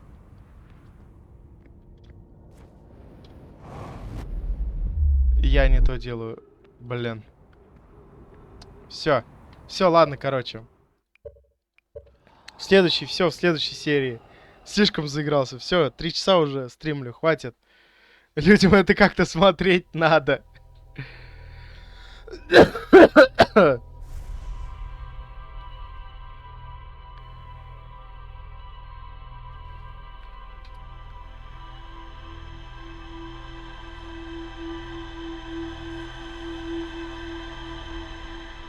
следующей серии поисследуем это.